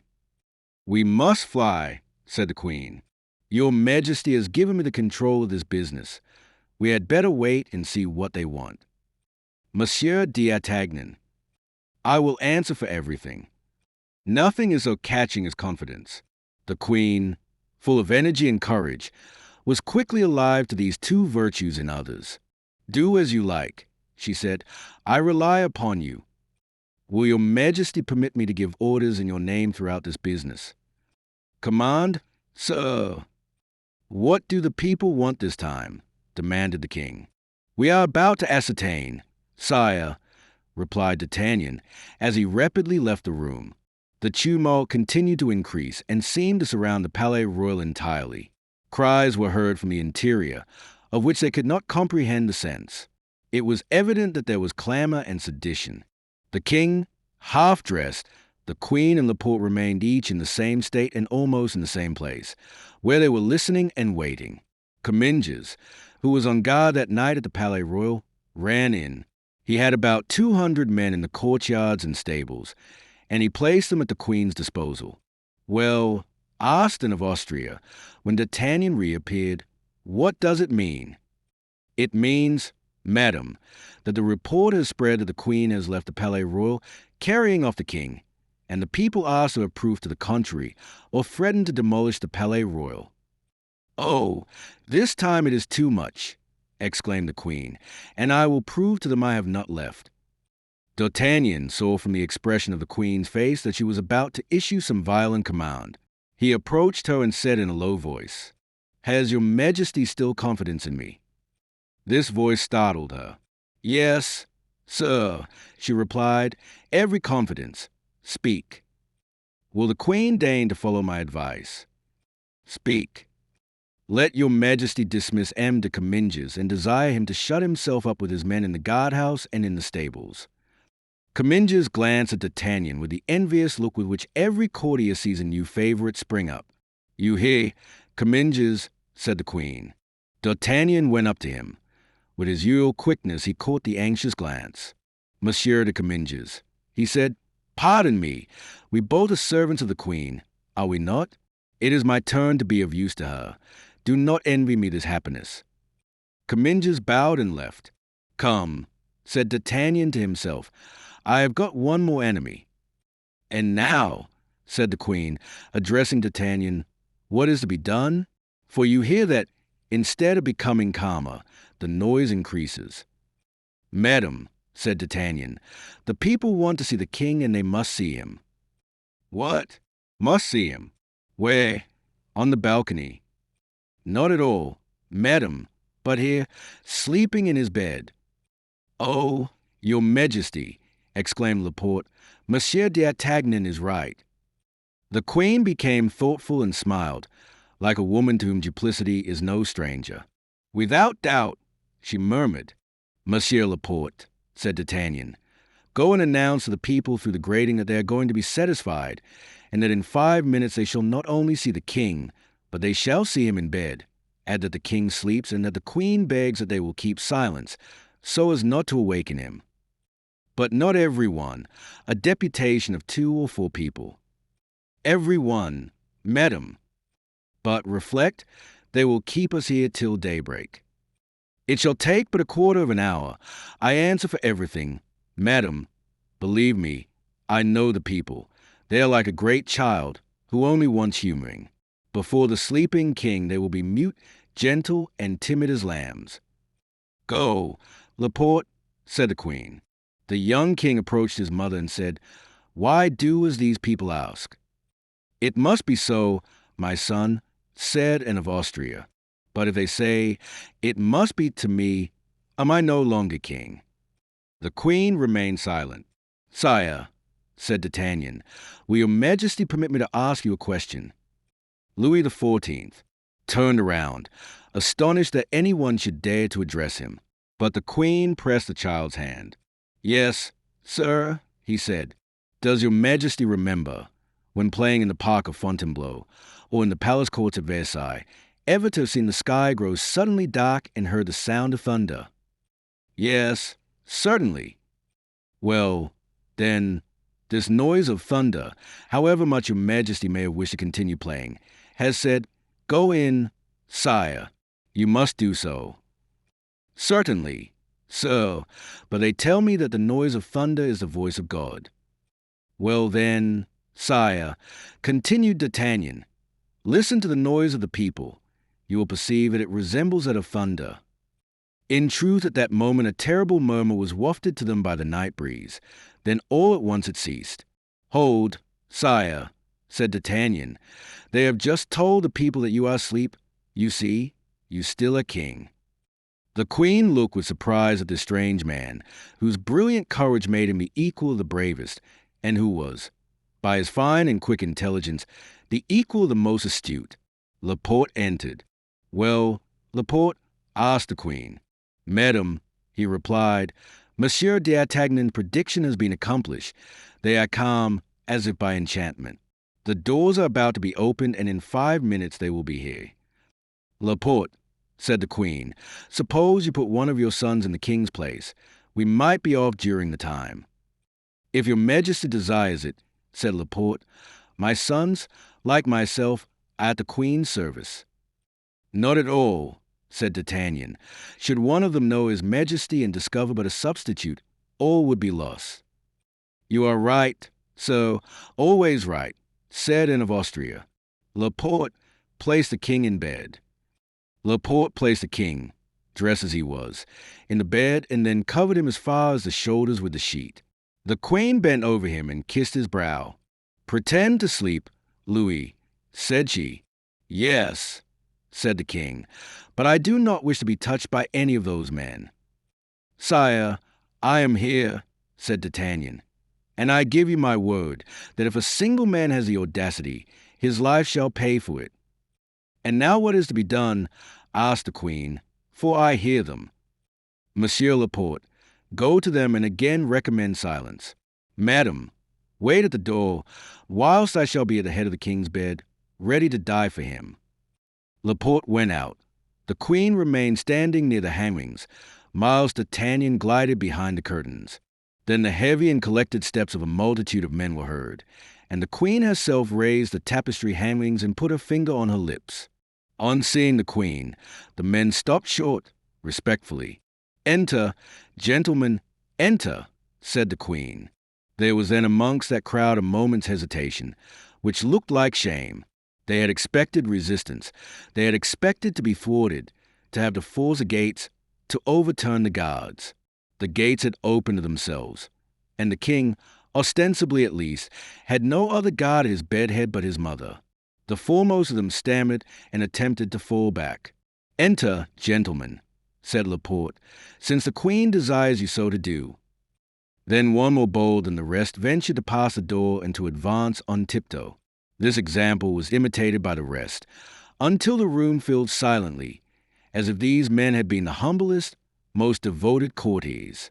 Far beyond the door the heads of those who were not able to enter could be seen, all craning to their utmost height to try and see.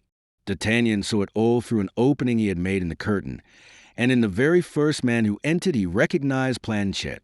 So, said the queen to him, thinking he was the leader of the band, you wish to see the king, and therefore I determined to show him to you myself.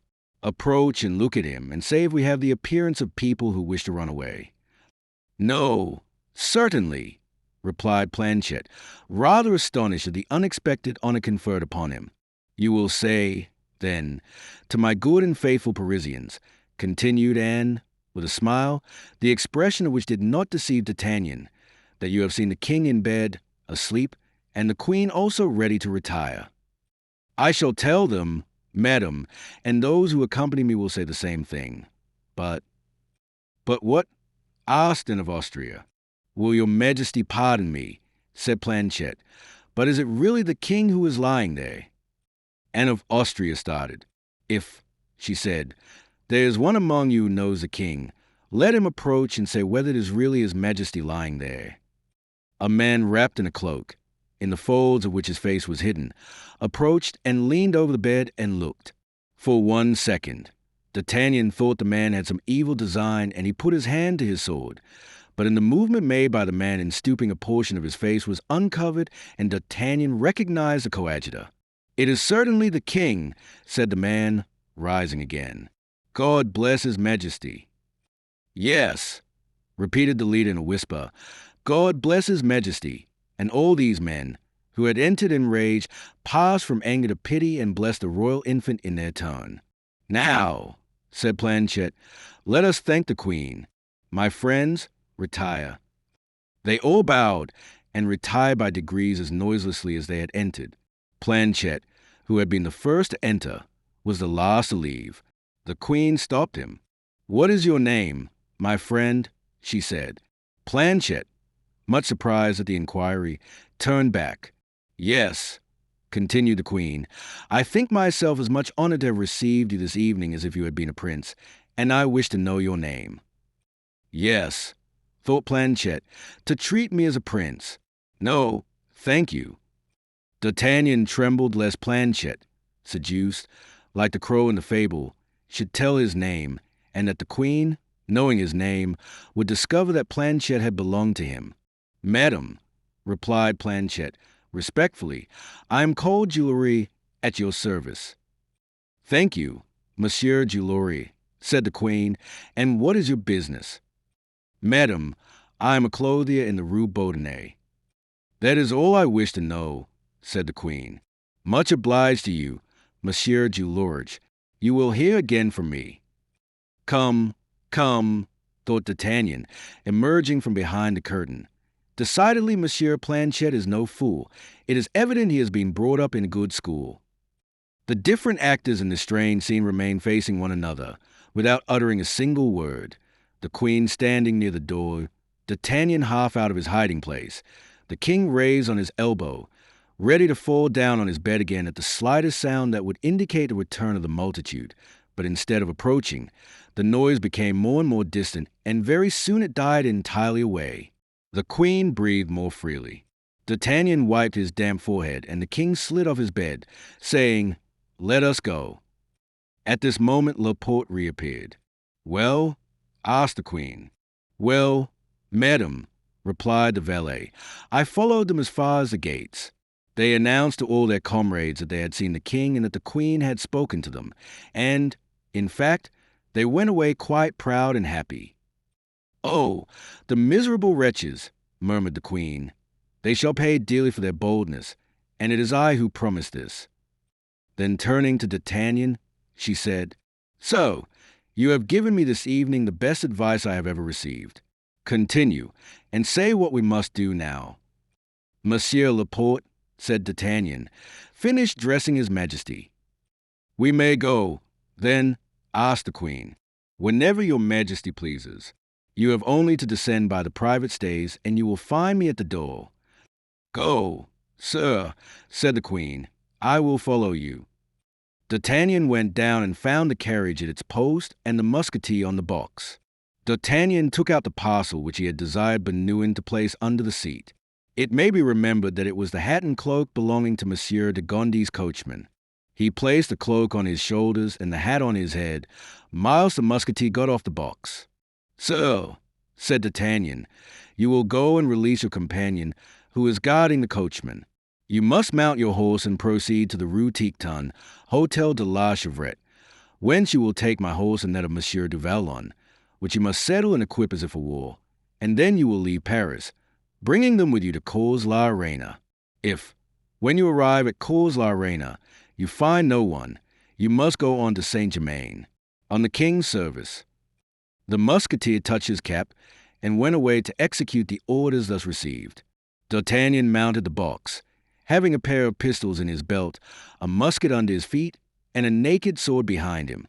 The queen appeared, and was followed by the king and the Duc d'Anjou, his brother. "Monsieur the coadjutor's carriage," she exclaimed, falling back. "Yes, madam," said D'Artagnan, "but get in fearlessly, for I myself will drive you." The queen uttered a cry of surprise and entered the carriage, and the king and Monsieur took their places at her side. "Come, Laporte," said the queen. "How, madam?" said the valet. "In the same carriage as your majesty's." "It is not a matter of royal etiquette this evening, but of the king's safety. Get in, Laporte." Laporte obeyed. "Pull down the blinds," said D'Artagnan. "But will that not excite suspicion, sir?" asked the queen. "Your majesty's mind may be quite at ease," replied the officer. "I have my answer ready." The blinds were pulled down, and they started at a gallop by the Rue Richelieu. On reaching the gate, the captain of the post advanced at the head of a dozen men, holding a lantern in his hand. D'Artagnan signed to them to draw near. "Do you recognize the carriage?" he asked the sergeant. "No," replied the latter. "Look at the arms." The sergeant put the lantern near the panel. "They are those of Monsieur le Coadjutor," he said. "Hush! He is enjoying a ride with Madame de Guermantes." The sergeant began to laugh. "Open the gate," he cried.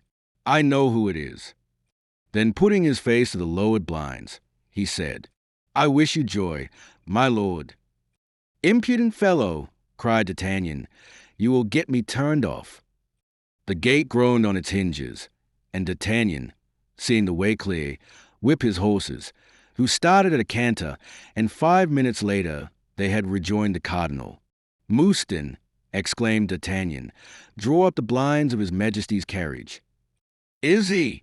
cried Porthos. "Disguised as a coachman," exclaimed Mazarin. "And driving the coadjutor's carriage," said the queen. "Corpo Dio, Monsieur d'Artagnan," said Mazarin, "you are worth your weight in gold." Chapter 53. How D'Artagnan and Porthos earned by selling straw. Mazarin was desirous of setting out instantly for Saint-Germain, but the queen declared that she should wait for the people whom she had appointed to meet her. However, she offered the Cardinal Laporte's place, which he accepted and went from one carriage to the other. It was not without foundation that a report of the king's intention to leave Paris by night had been circulated. 10 or 12 persons had been in the secret since 6 o'clock, and howsoever great their prudence might be, they could not issue the necessary orders for the departure without suspicion being generated. Besides, each individual had one or two others for whom he was interested, and as there could be no doubt but that the queen was leaving Paris full of terrible projects of vengeance, every one had warned parents and friends of what was about to transpire, so that the news of the approaching exit ran like a train of lighted gunpowder along the streets. The first carriage which arrived after that of the queen was that of the Prince de Condé, with the princess and dowager princess. Both these ladies had been awakened in the middle of the night, and did not know what it all was about. The second contained the Duke and Duchess of Orleans, the tall young Mademoiselle and the Abbé de la Rivière. And the third, the Duke de Longueville and the Prince de Condé, brother and brother-in-law of Condé. They all alighted and hastened to pay their respects to the king and queen in their coach. The queen fixed her eyes upon the carriage they had left, and seeing that it was empty, she said, "But where is Madame de Longueville?" "Ah, yes, where's my sister?" asked the prince. "Madame de Longueville is ill," said the duke, "and she desired me to excuse her to your majesty," and gave a quick glance to Mazarin, who answered by an almost imperceptible shake of his head. "What do you say of this?" asked the queen. "I say that she is a hostage for the Parisians," answered the cardinal. "Why is she not come?" asked the prince in a low voice, addressing his brother. "Silence," whispered the duke. "She has her reasons." "She will ruin us," returned the prince. "She will save us," said Condé. Carriages now arrived in crowds. Those of the Maréchal de Villeroy, Guitant, Villequier, and Comminges came into the line. The 2 musketeers arrived in their turn, holding the horses of D'Artagnan and Porthos in their hands. These 2 instantly mounted, the coachman of the latter replacing D'Artagnan on the coach box of the royal coach. Mouston took the place of the coachman, and drove standing, for reasons known to himself, like autumn maiden of antiquity. The queen, though occupied by 1,000 details, tried to catch the Gascon's eye, but he, with his wonted prudence, had mingled with the crowd. "Let us be the avant-garde," said he to Porthos, "and find good quarters at Saint-Germain. Nobody will think of us, and for my part one am greatly fatigued." "As for me," replied Porthos, "I am falling asleep, which is strange, considering we have not had any fighting. Truly the Parisians are idiots." "Or rather, we are very clever," said D'Artagnan. "Perhaps. And how is your wrist?" "Better, but do you think that we've got them this time?" "Got what?" "You your command, and I my title." "I faith. Yes, I should expect so. Besides, if they forget, I shall take the liberty of reminding them." "The queen's voice. She is speaking," said Porthos. "I think she wants a ride on horseback." "Oh, she would like it, but—" "But what?" "The cardinal won't allow it. Gentlemen," he said, addressing the 2 musketeers, "accompany the royal carriage. We are going forward to look for lodgings." D'Artagnan started off for Saint-Germain, followed by Porthos. "We will go on, gentlemen," said the queen, and the royal carriage drove on, followed by the other coaches and about 50 horsemen. They reached Saint-Germain without any accident. On descending, the queen found the prince awaiting her, bareheaded, to offer her his hand. "What an awakening for the Parisians," said the queen, radiant. "It is war," said the prince. "Well, then, let it be war. Have we not on our side the conqueror of Rocroi, of Nordlingen, of Lens?" The prince bowed low. It was then 3 o'clock in the morning. The queen walked first, Everyone followed her. About 200 persons had accompanied her in her flight. "Gentlemen," said the queen, laughing, "pray take up your abode in the chateau. It is large, and there will be no want of room for you all. But, as we never thought of coming here, I am informed that there are, in all, only 3 beds in the whole establishment, 1 for the king, 1 for me." "And 1 for the cardinal," muttered the prince. Am I? Then, to sleep on the floor, asked Gaston d'Orleans, with a forced smile. "No, my prince," replied Mazarin. "The 3rd bed is intended for your highness." "But your eminence," replied the prince. "I," answered Mazarin, "I shall not sleep at all. I have work to do." Gaston desired that he should be shown into the room wherein he was to sleep, without in the least concerning himself as to where his wife and daughter were to repose. "Well, for my part, I shall go to bed," said D'Artagnan. "Come, Porthos." Porthos followed the lieutenant with that profound confidence he ever had in the wisdom of his friend. They walked from one end of the chateau to the other, Porthos looking with wondering eyes at D'Artagnan, who was counting on his fingers. 400, at a pistole each, 400 pistoles. "Yes," interposed Porthos, 400 pistoles. But who is to make 400 pistoles? "A pistole is not enough," said D'Artagnan. "'Tis worth a louis." "What is worth a louis?" 400, at a louis each, make 400 louis. 400, said Porthos. "Yes, there are 200 of them, and each of them will need 2, which will make 400. But 400 what?" "Listen," cried D'Artagnan. But as there were all kinds of people about, who were in a state of stupefaction at the unexpected arrival of the court, he whispered in his friend's ear. "I understand," answered Porthos. "I understand you perfectly. On my honor, 200 louis, each of us, will be making a pretty thing of it. But what will people say?" "Let them say what they will. Besides, how will they know that we are doing it?" "But who will distribute these things?" asked Porthos. "Isn't Mouston there?" "But he wears my livery. My livery will be known," replied Porthos. "He can turn his coat inside out." "You are always in the right, my dear friend," cried Porthos. "But where the devil do you discover all the notions you put into practice?" D'Artagnan smiled. The 2 friends turned down the first street they came to. Porthos knocked at the door of a house to the right, whilst D'Artagnan knocked at the door of a house to the left. "Some straw," they said. "So, we don't keep any," was the reply of the people who opened the doors. "But please ask at the hay dealer's." "Where is the hay dealer's?"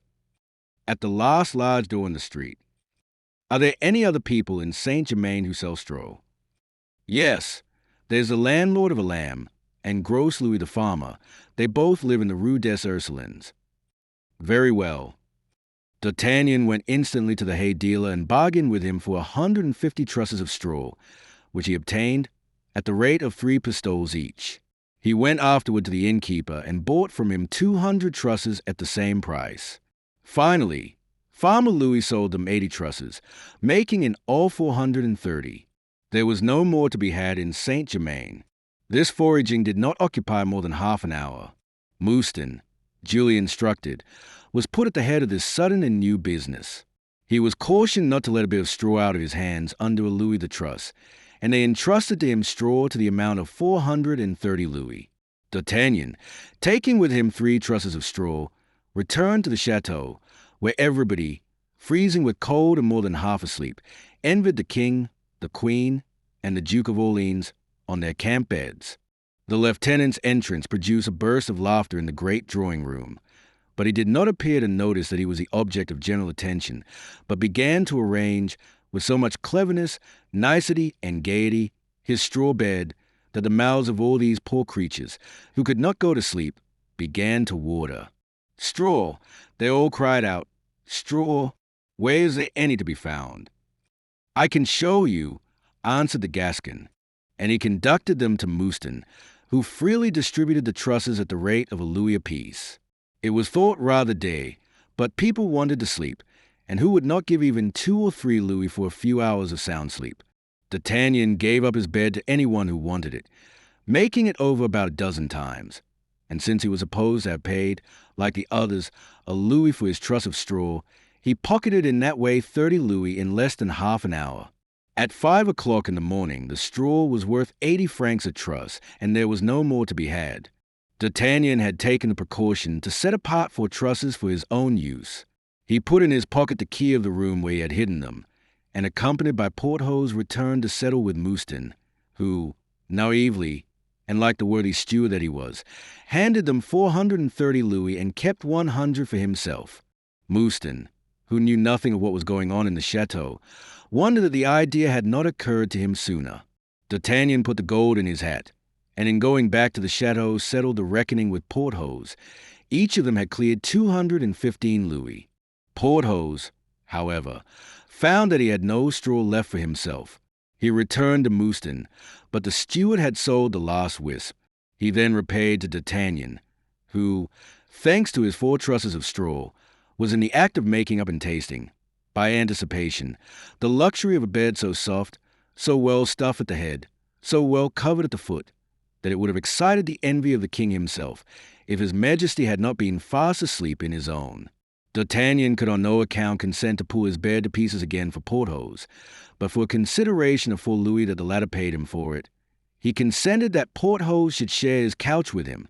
He laid his sword at the head, his pistols by his side, stretched his cloak over his feet, placed his felt hat on the top of his cloak, and extended himself luxuriously on the straw, which rustled under him. He was already enjoying the sweet dream engendered by the possession of 219 louis, made in a quarter of an hour, when a voice was heard at the door of the hole, which made him stir. "Monsieur d'Artagnan," it cried. "Hey!" cried Porthos. "Here."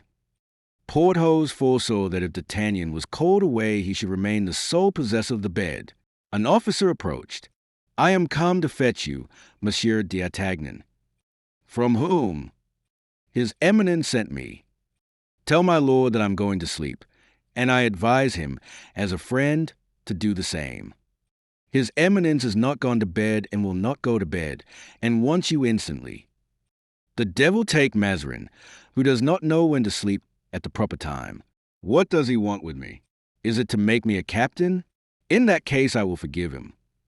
And the musketeer rose, grumbling, took his sword, hat, pistols, and cloak, and followed the officer. Whilst Porthos, alone and sole possessor of the bed, endeavored to follow the good example of falling asleep, which his predecessor had set him. "Monsieur d'Artagnan," said the cardinal, on perceiving him, "I have not forgotten with what zeal you have served me. I am going to prove to you that I have not." "Good," thought the Gascon. "This is a promising beginning." "Monsieur d'Artagnan," he resumed, "do you wish to become a captain?" "Yes, my lord." "And your friend still longs to be made a baron?" "At this very moment, my lord, he no doubt dreams that he is one already." "Then," said Mazarin, taking from his portfolio the letter which he had already shown D'Artagnan, "take this dispatch and carry it to England." D'Artagnan looked at the envelope. There was no address on it. Am I not to know to whom to present it? "You will know when you reach London. At London you may tear off the outer envelope." "And what are my instructions?" "To obey in every particular the man to whom this letter is addressed. You must set out for Boulogne. At the Royal Arms of England you will find a young gentleman named Mordaunt." "Yes, my lord. And what am I to do with this young gentleman?" "Follow wherever he leads you." D'Artagnan looked at the cardinal with a stupefied air. "They are your instructions," said Mazarin. "Go, go. 'Tis easy to say so, but that requires money, and I haven't any." "Aye," replied Mazarin, "so you have no money?" "None, my lord." "But the diamond I gave you yesterday. I wish to keep it in remembrance of your Eminence." Mazarin sighed.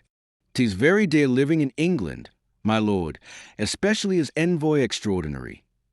"Zounds," replied Mazarin, "the people there are very sedate, and their habits, since the Revolution, simple, but no matter." He opened a drawer and took out a purse.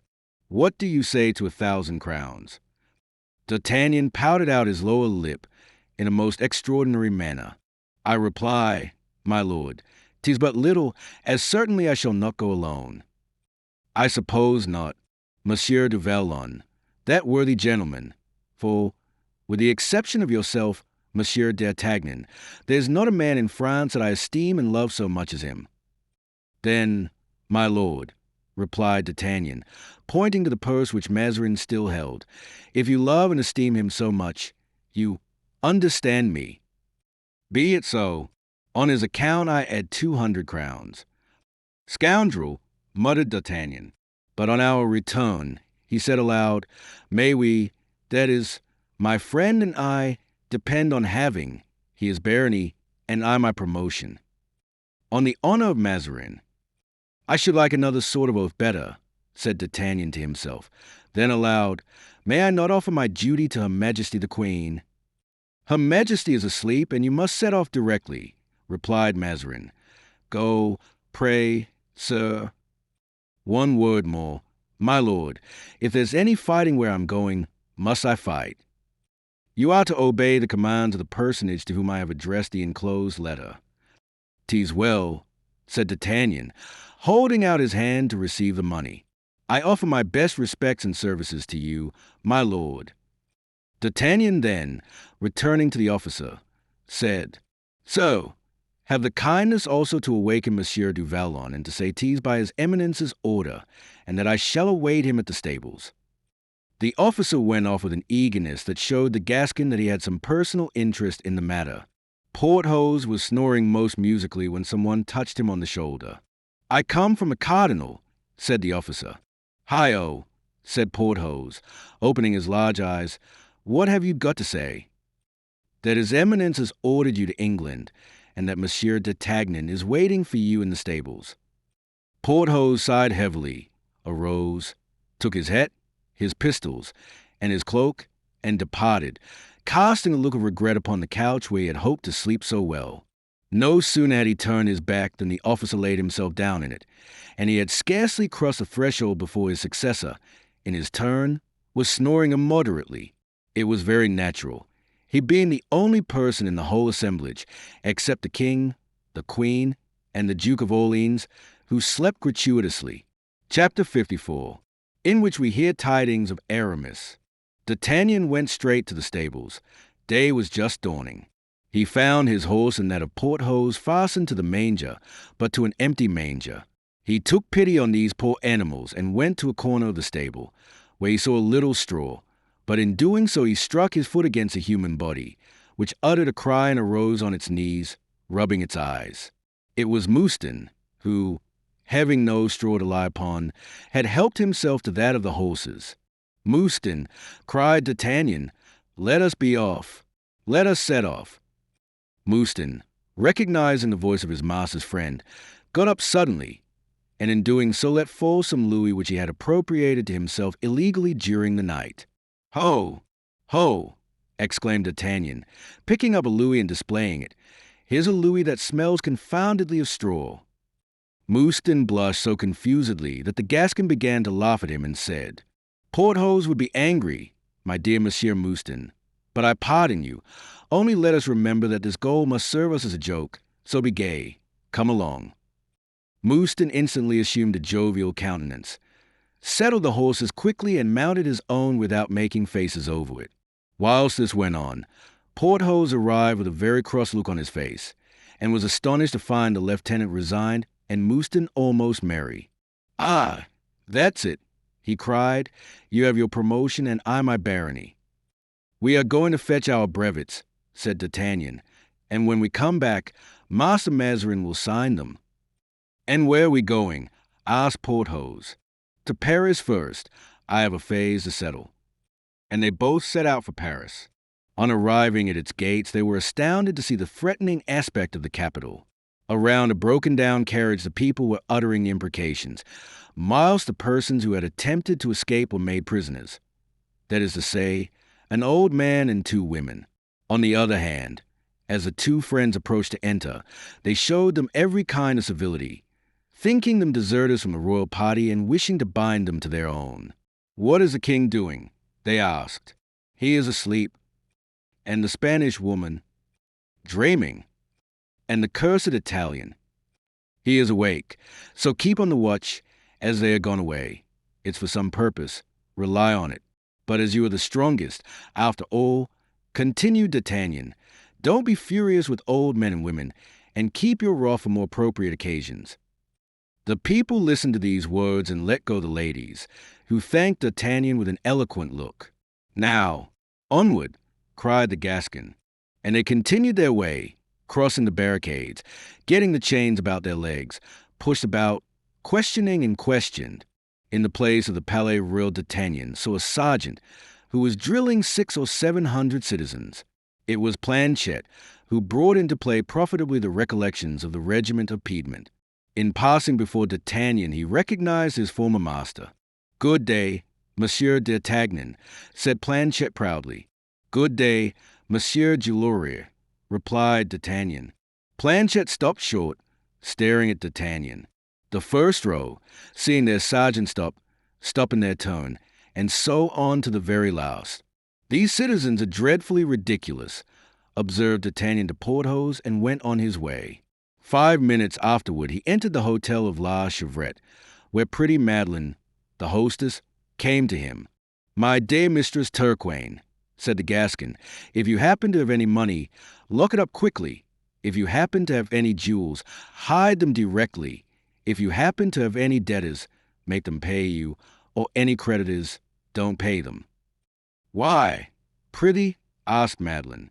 "Because Paris is going to be reduced to dust and ashes like Babylon, of which you have no doubt heard tell. And are you going to leave me at such a time?" "This very instant." "And where are you going?"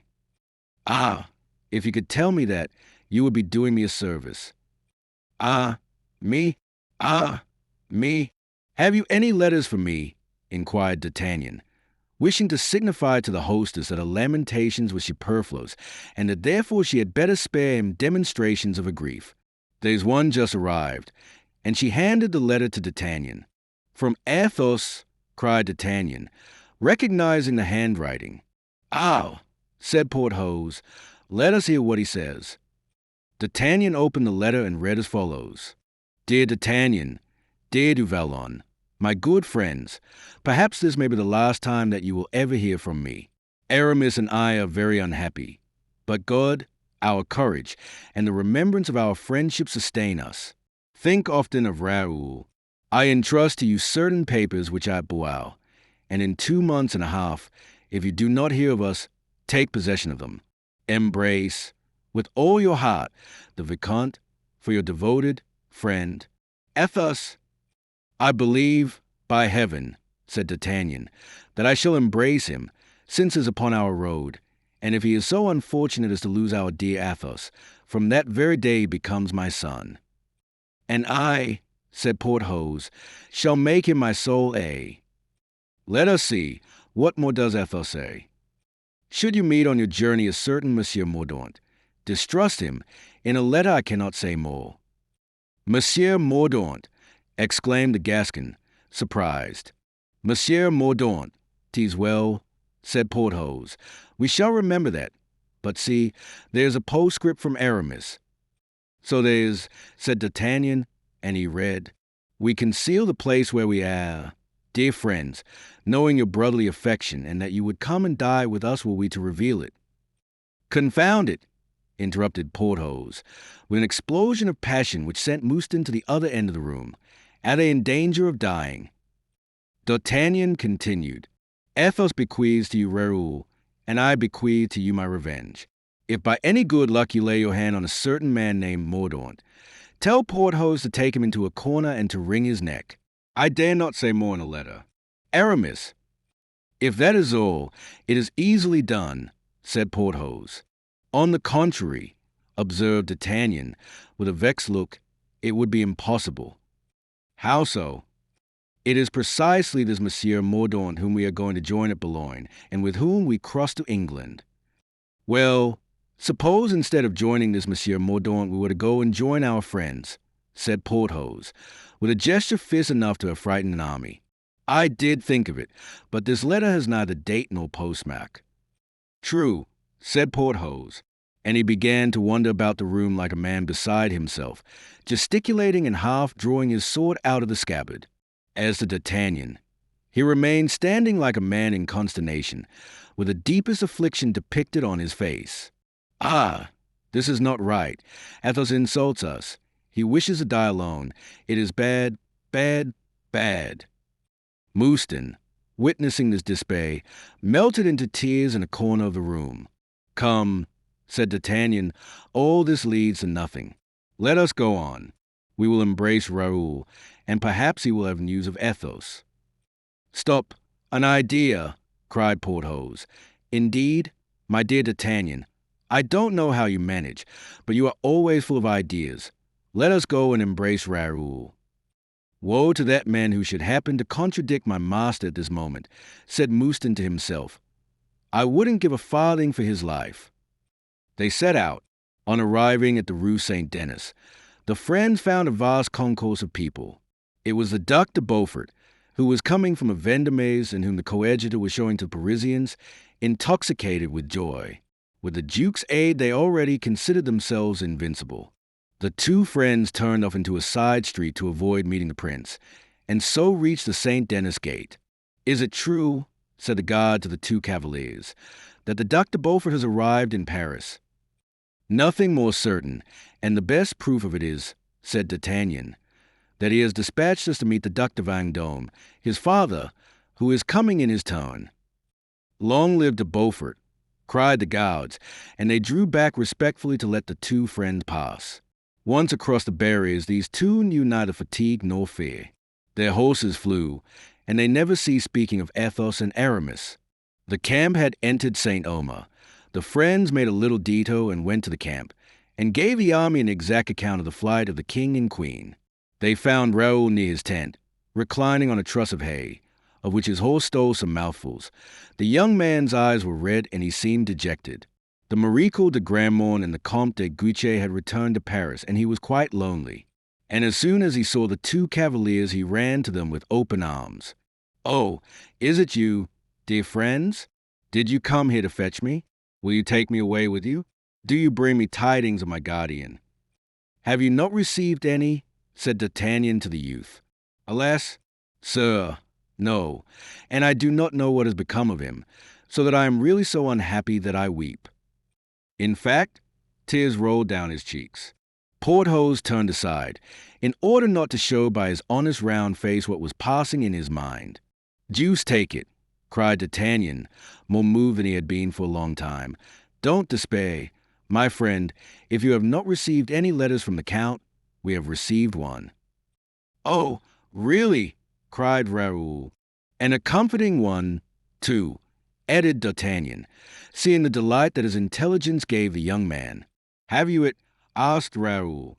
Yes, that is, I had it, repined the Gascon, making believe to find it. Wait, it ought to be there in my pocket. It speaks of his return, does it not, Porthos? Old Gascon as he was, D'Artagnan could not bear alone the weight of that falsehood. Yes, replied Porthos, coughing. Hey, give it to me, said the young man. Hey, I read it a little while since. Can I have lost it? Ah, confound it. Yes, my pocket has a hole in it. Oh, yes, Monsieur Raoul, said Mouston. The letter was very consoling. These gentlemen read it to me, and I wept for joy. But at any rate, you know where he is, Monsieur D'Artagnan, asked Raoul, somewhat comforted. Ah, that's the thing, replied the Gascon. Undoubtedly I know it, but it is a mystery. Not to me, I hope. No, not to you, so I'm going to tell you where he is. Porthos devoured D'Artagnan with wondering eyes. Where the devil shall I say that he is, so that he cannot try to rejoin him, thought D'Artagnan. Well, where is he, sir? Asked Raoul, in a soft and coaxing voice. He is at Constantinople. Among the Turks, exclaimed Raoul, alarmed.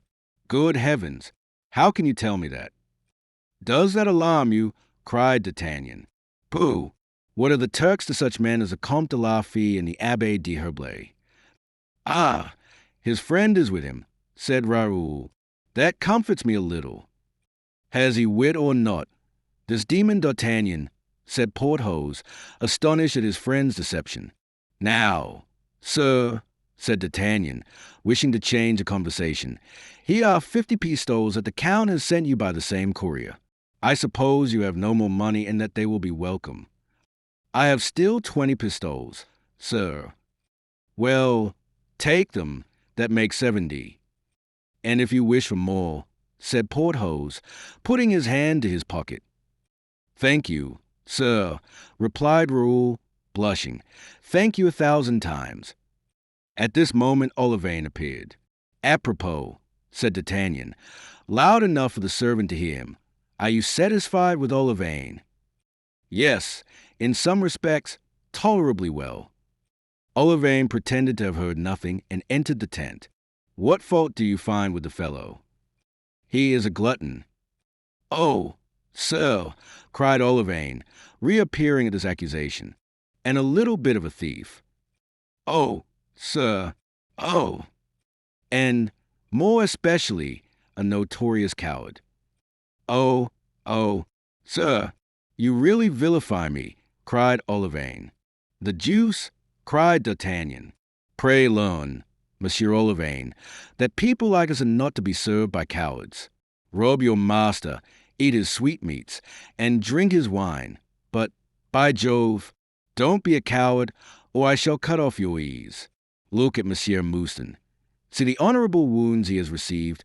Observe how his habitual valor has given dignity to his countenance. Mouston was in the third heaven and would have embraced D'Artagnan had he dared. Meanwhile, he resolved to sacrifice his life for him on the next occasion that presented itself. Send away that fellow, Raoul, said the Gascon, for if he is a coward he will disgrace thee some day.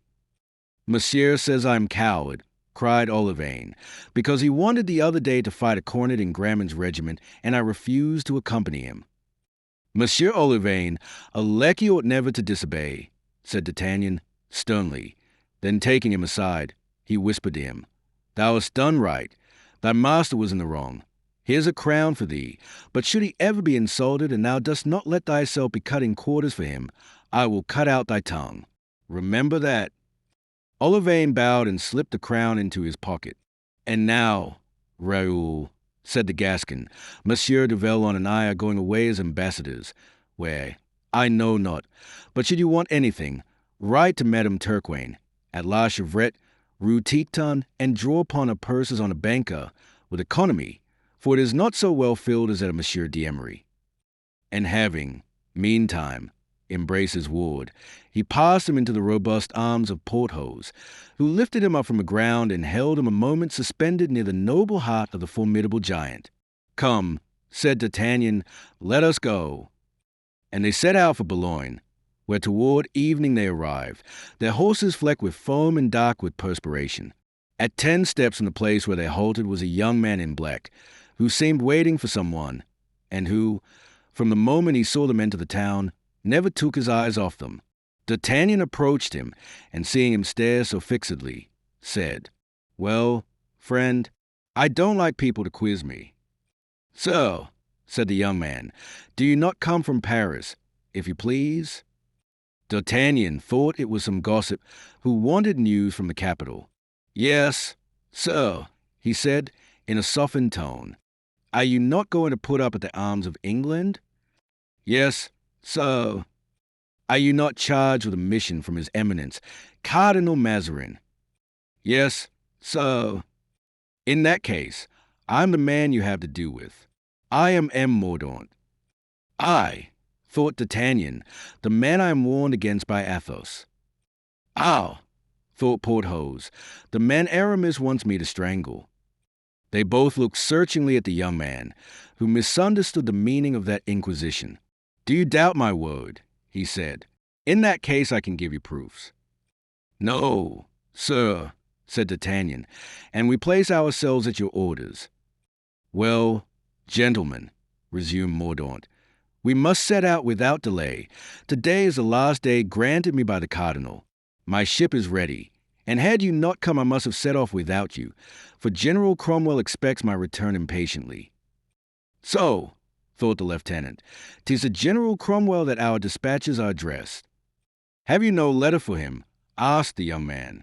I have one, the seal of which I am not to break till I reach London.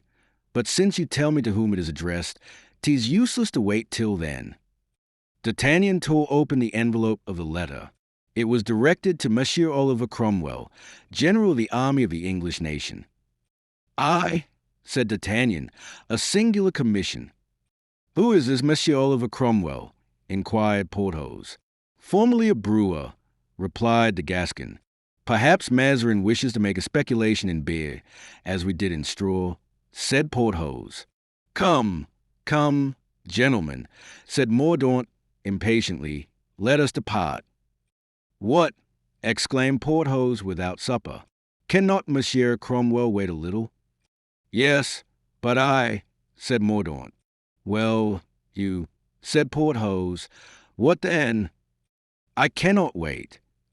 Oh, as to you, that is not my concern, and I shall sup either with or without your permission. The young man's eyes kindled in secret, but he restrained himself. Monsieur, said D'Artagnan, you must excuse famished travelers. Besides, our supper can't delay you much. We will hasten on to the inn. You will meanwhile proceed on foot to the harbor. We will take a bite and shall be there as soon as you are. Just as you please. Gentlemen, provided we set sail, he said. The name of your ship? Inquired D'Artagnan. The Standard. Very well. In half an hour we shall be on board. And the friends, spurring on their horses, rode to the hotel, the Arms of England. What do you say of that young man? Asked D'Artagnan, as they hurried along. I say that he doesn't suit me at all, said Porthos, and that I feel a strong itching to follow Aramis's advice. By no means, my dear Porthos. That man is a messenger of General Cromwell. It would ensure for us a poor reception, I imagine, should it be announced to him that we had twisted the neck of his confidant. Nevertheless, said Porthos, I have always noticed that Aramis gives good advice. Listen, returned D'Artagnan, when our embassy is finished. Well, if it brings us back to France. Well, we shall see. At that moment the two friends reached the hotel, Arms of England, where they supped with hearty appetite and then at once proceeded to the port. There they found a brig ready to set sail, upon the deck of which they recognized Mordaunt walking up and down impatiently. It is singular, said D'Artagnan, whilst the boat was taking them to the Standard. It is astonishing how that young man resembles someone I must have known, but who it was I cannot yet remember. A few minutes later they were on board, but the embarkation of the horses was a longer matter than that of the men, and it was 8 o'clock before they raised anchor. The young man stamped impatiently and ordered all sail to be spread. Porthos, completely used up by 3 nights without sleep and a journey of 70 leagues on horseback, retired to his cabin and went to sleep. D'Artagnan, overcoming his repugnance to Mordaunt, walked with him upon the deck and invented 100 stories to make him talk. Mouston was seasick. Chapter 55. The Scotchman. And now our readers must leave the Standard to sail peaceably, not toward London, where D'Artagnan and Porthos believed they were going, but to Durham, whither Mordaunt had been ordered to repair by the letter he had received during his sojourn at Boulogne, and accompany us to the Royalist camp on this side of the Tyne, near Newcastle. They, placed between 2 rivers on the borders of Scotland, but still on English soil, the tents of a little army extended. It was midnight. Some Highlanders were listlessly keeping watch. The moon, which was partially obscured by heavy clouds, now and then lit up the muskets of the sentinels, or silvered the walls, the roofs, and the spires of the town that Charles I had just surrendered to the parliamentary troops, whilst Oxford and Newark still held out for him in the hopes of coming to some arrangement. At one of the extremities of the camp, near an immense tent, in which the Scottish officers were holding a kind of council, presided over by Lord Leven, their commander, a man attired as a cavalier lay sleeping on the turf, his right hand extended over his sword. About 50 paces off, another man, also apparelled as a cavalier, was talking to a Scotch sentinel, and, though a foreigner, he seemed to understand without much difficulty the answers given in the broad poacher dialect. As the town clock of Newcastle struck one, the sleeper woke, and with all the gestures of a man rousing himself out of deep sleep, he looked attentively about him. Perceiving that he was alone, he rose, and making a little circuit, passed close to the cavalier who was speaking to the sentinel. The former had no doubt finished his questions, for a moment later he said good night and carelessly followed the same path taken by the first cavalier. In the shadow of a tent the former was awaiting him. "Well, my dear friend," said he, in as pure French as has ever been uttered between Rouen and Tours. "Well, my friend, there is not a moment to lose. We must let the king know immediately." "Why? What is the matter?" "It would take too long to tell you. Besides, you will hear it all directly, and the least word drop here might ruin all. We must go and find Lord Winter." They both set off to the other end of the camp, but as it did not cover more than a surface of 500 feet, they quickly arrived at the tent they were looking for. "Tony, is your master sleeping?" said one of the two cavaliers to a servant who was lying in the outer compartment, which served as a kind of anteroom. "No, Monsieur le Comte," answered the servant. "I think not, or at least he has not long been so, for he was pacing up and down for more than 2 hours after he left the king, and the sound of his footsteps has only ceased during the last 10 minutes. However, you may look and see," added the lackey, raising the curtained entrance of the tent. Lord Winter was seated near an aperture, arranged as a window to let in the night air, his eyes mechanically following the course of the moon, intermittently veiled, as we before observed, by heavy clouds. The two friends approached Winter, who, with his head on his hands, was gazing at the heavens.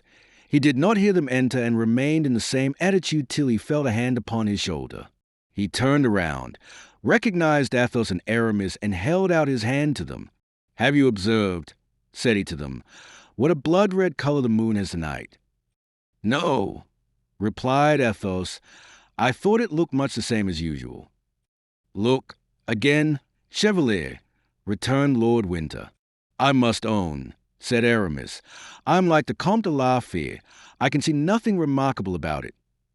"My lord," said Athos, "in a position so precarious as ours we must examine the earth and not the heavens.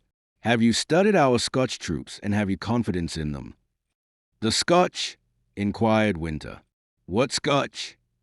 "Ours, egad!" exclaimed Athos. "Those in whom the king has confided, Lord Leven's Highlanders." "No," said Winter. Then he paused. "But tell me, can you not perceive the russet tint which marks the heavens?" "Not the least in the world," said Aramis and Athos at once. "Tell me," continued Winter, always possessed by the same idea, "is there not a tradition in France that Henry IV, the evening before the day he was assassinated, when he was playing at chess with M. de Bassompierre, saw clots of blood upon the chessboard?" "Yes," said Athos, "and the Maricle has often told me so himself." "Then it was so," murmured Winter, "and the next day Henry IV was killed." "But what has this vision of Henry IV to do with you, my lord?" inquired Aramis. "Nothing. And indeed I am mad to trouble you with such things, when your coming to my tent at such an hour announces that you are the bearers of important news." "Yes, my lord," said Athos, "I wish to speak to the king." "To the king? But the king is asleep. I have something important to reveal to him. Can it not be put off till tomorrow? He must know at this moment, and perhaps it is already too late." "Come, then," said Lord Winter. Lord Winter's tent was pitched by the side of the royal marquee, a kind of corridor communicating between the two. This corridor was guarded, not by a sentinel, but by a confidential servant, through whom, in case of urgency, Charles could communicate instantly with his faithful subject. "These gentlemen are with me," said Winter. The lackey bowed and let them pass. As he had said, on a camp bed, dressed in his black doublet, booted and belted, with his felt hat beside him, lay the king, overcome by sleep and fatigue. They advanced, and Athos, who was the first to enter, gazed a moment in silence on that pale and noble face, Framed in its long and now untidy, matted hair, the blue veins showing through the transparent temples, his eyes seemingly swollen by tears. Athos sighed deeply. The sigh woke the king, so lightly did he sleep. He opened his eyes. "Ow!" said he, raising himself on his elbow. "Is it you, Comte de la Fere?" "Yes, sire," replied Athos. "You watch while I sleep, and you have come to bring me some news." "Alas, sire," answered Athos, "your majesty has guessed aright. It is bad news." "Yes, sire." "Never mind. The messenger is welcome. You never come to me without conferring pleasure. Whose devotion recognizes neither country nor misfortune. You were sent to me by Henrietta. Whatever news you bring, speak out." "Sire, Cromwell has arrived this night at Newcastle." "Ah!" exclaimed the king. "To fight?" "No, sire, but to buy your majesty." "What did you say?" "I said, sire, that £400,000 are owing to the Scottish army." "For unpaid wages. Yes, I know it. For the last year my faithful Highlanders have fought for honor alone." Athos smiled.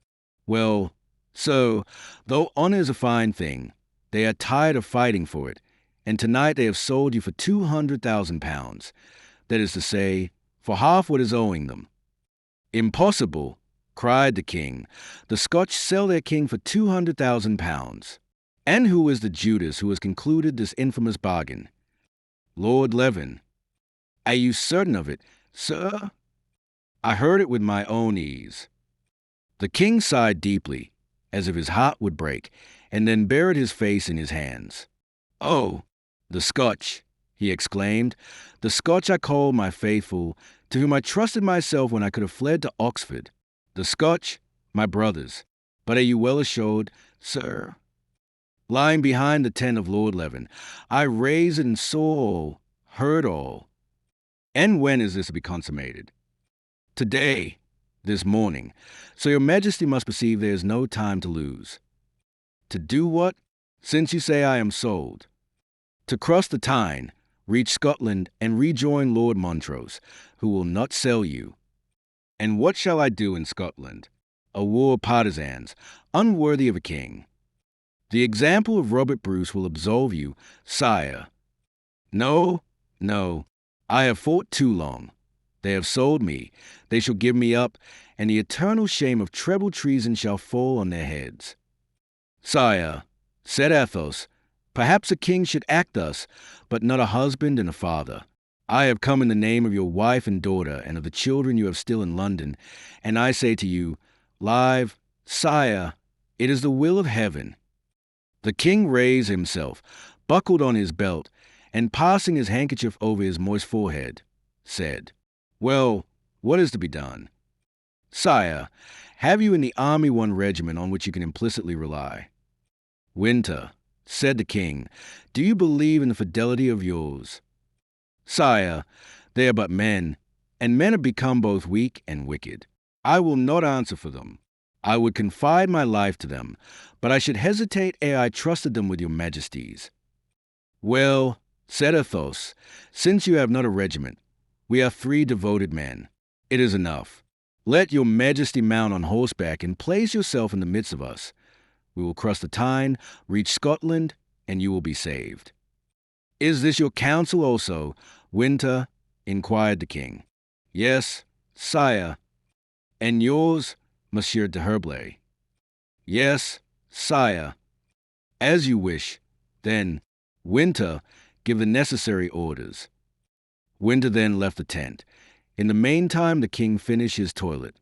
The first rays of daybreak penetrated the aperture of the tent as Winter re-entered it.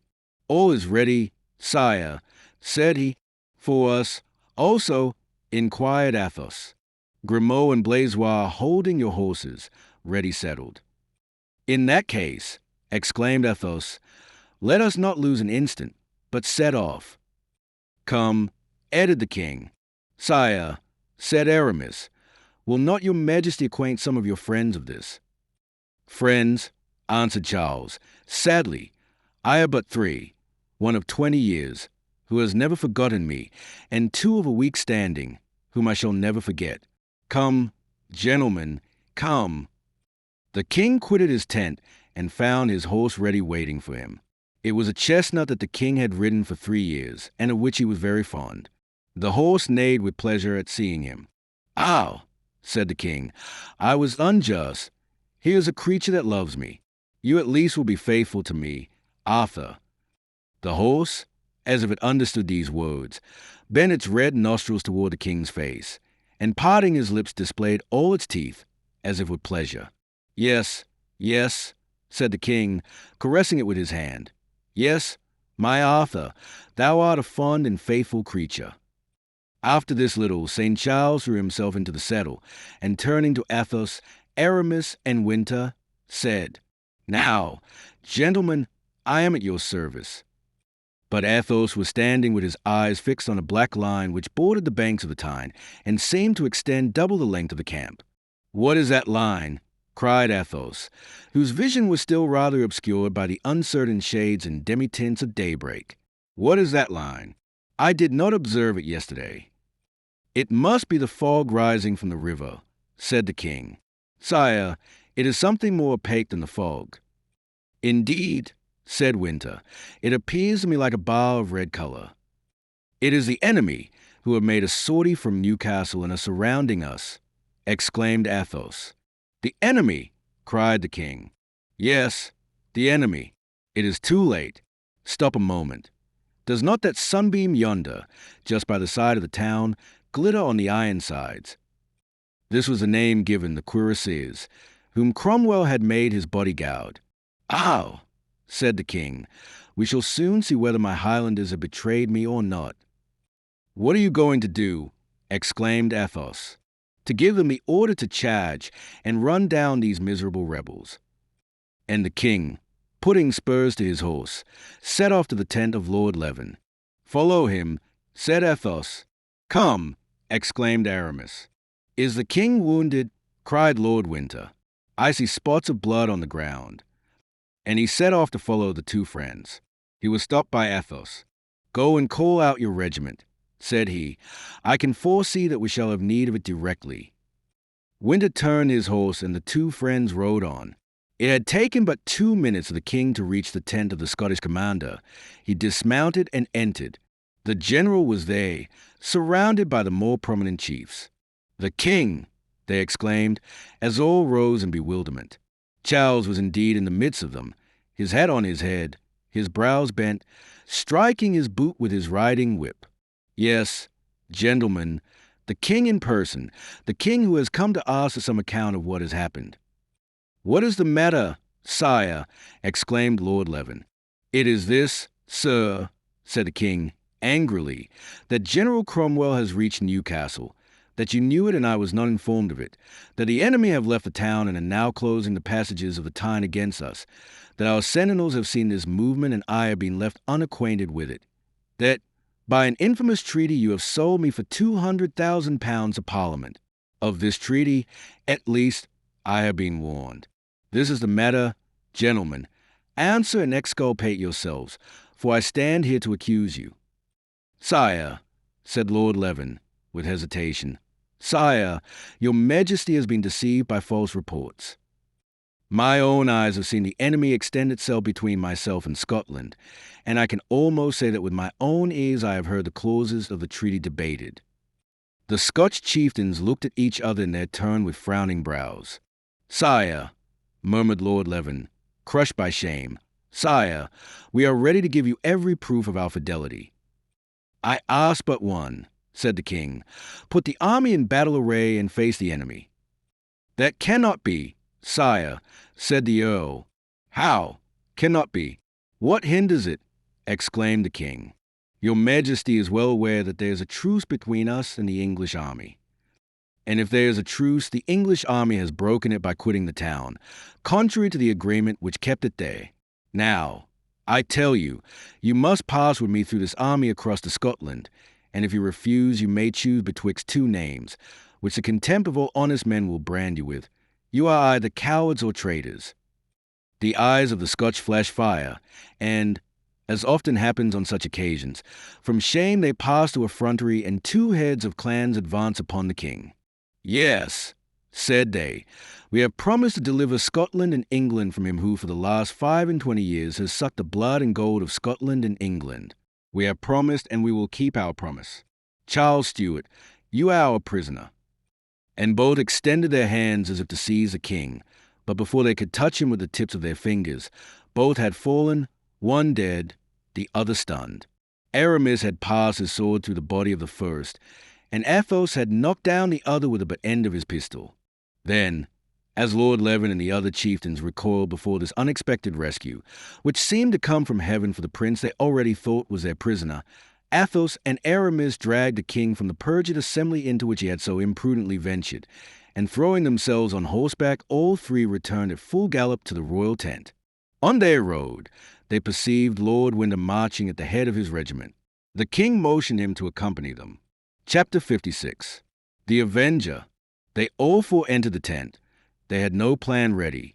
They must think of one. The king threw himself into an armchair. "I am lost," said he. "No, sire," replied Athos. "You are only betrayed." The king sighed deeply. "Betrayed? Yes, betrayed by the Scotch, amongst whom I was born, whom I have always loved better than the English. Oh, traitors that ye are!" "Sire," said Athos, "this is no moment for recrimination, but a time to show yourself a king and a gentleman.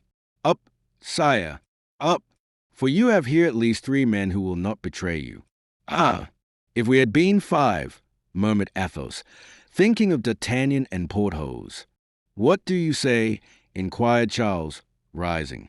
"I say, sire, that there is now but one way open. Lord Winter answers for his regiment, or at least very nearly so. We will not split straws about words. Let him place himself at the head of his men. We will place ourselves at the side of your majesty, and we will mow a swath through Cromwell's army and reach Scotland." "There is another method," said Aramis. "Let one of us put on the dress and mount the king's horse. Whilst they pursue him, the king might escape." "It is good advice," said Athos, "and if the king will do one of us the honor, we shall be truly grateful to him." "What do you think of this counsel, Winter?" asked the king, looking with admiration at these 2 men, whose chief idea seemed to be how they could take on their shoulders all the dangers that assailed him. "I think the only chance of saving your majesty has just been proposed by Monsieur de Herblay. I humbly entreat your majesty to choose quickly, for we have not an instant to lose. But if I accept, it is death, or at least imprisonment, for him who takes my place." "He will have had the glory of having saved his king," cried Winter. The king looked at his old friend with tears in his eyes, undid the order of the Saint Esprit which he wore, to honor the 2 Frenchmen who were with him, and passed it around Winter's neck, who received on his knees this striking proof of his sovereign's confidence and friendship. "It is right," said Athos. "He has served your majesty longer than we have." The king overheard these words and turned around with tears in his eyes. "Wait a moment, sir," said he. "I have an order for each of you also." He turned to a closet where his own orders were locked up, and took out 2 ribbons of the Order of the Garter. "These cannot be for us," said Athos. "Why not, sir?" asked Charles. "Such are for royalty, and we are simple commoners. Speak not of crowns. I shall not find amongst them such great hearts as yours. No, no, you do yourselves injustice, but I am here to do you justice. On your knees, count." Athos knelt down, and the king passed the ribbon down from left to right as usual, raised his sword, and instead of pronouncing the customary formula, "I make you a knight. Be brave, faithful, and loyal," he said. "You are brave, faithful, and loyal. I knight you, Monsieur le Comte." Then turning to Aramis, he said, "It is now your turn, Monsieur le Chevalier." The same ceremony recommenced, with the same words, whilst Winter unlaced his leather cuirass, that he might disguise himself like the king. Charles, having proceeded with Aramis as with Athos, embraced them both. "Sire," said Winter, who in this trying emergency felt all his strength and energy fire up, "we are ready." The king looked at the 3 gentlemen. Then we must fly, said he. Flying through an army, sire, said Athos, in all countries in the world is cold charging. Then I shall die, sword in hand, said Charles. Monsieur le Comte, Monsieur le Chevalier, if ever I am king. Sire, you have already done us more honor than simple gentlemen could ever aspire to, therefore gratitude is on our side.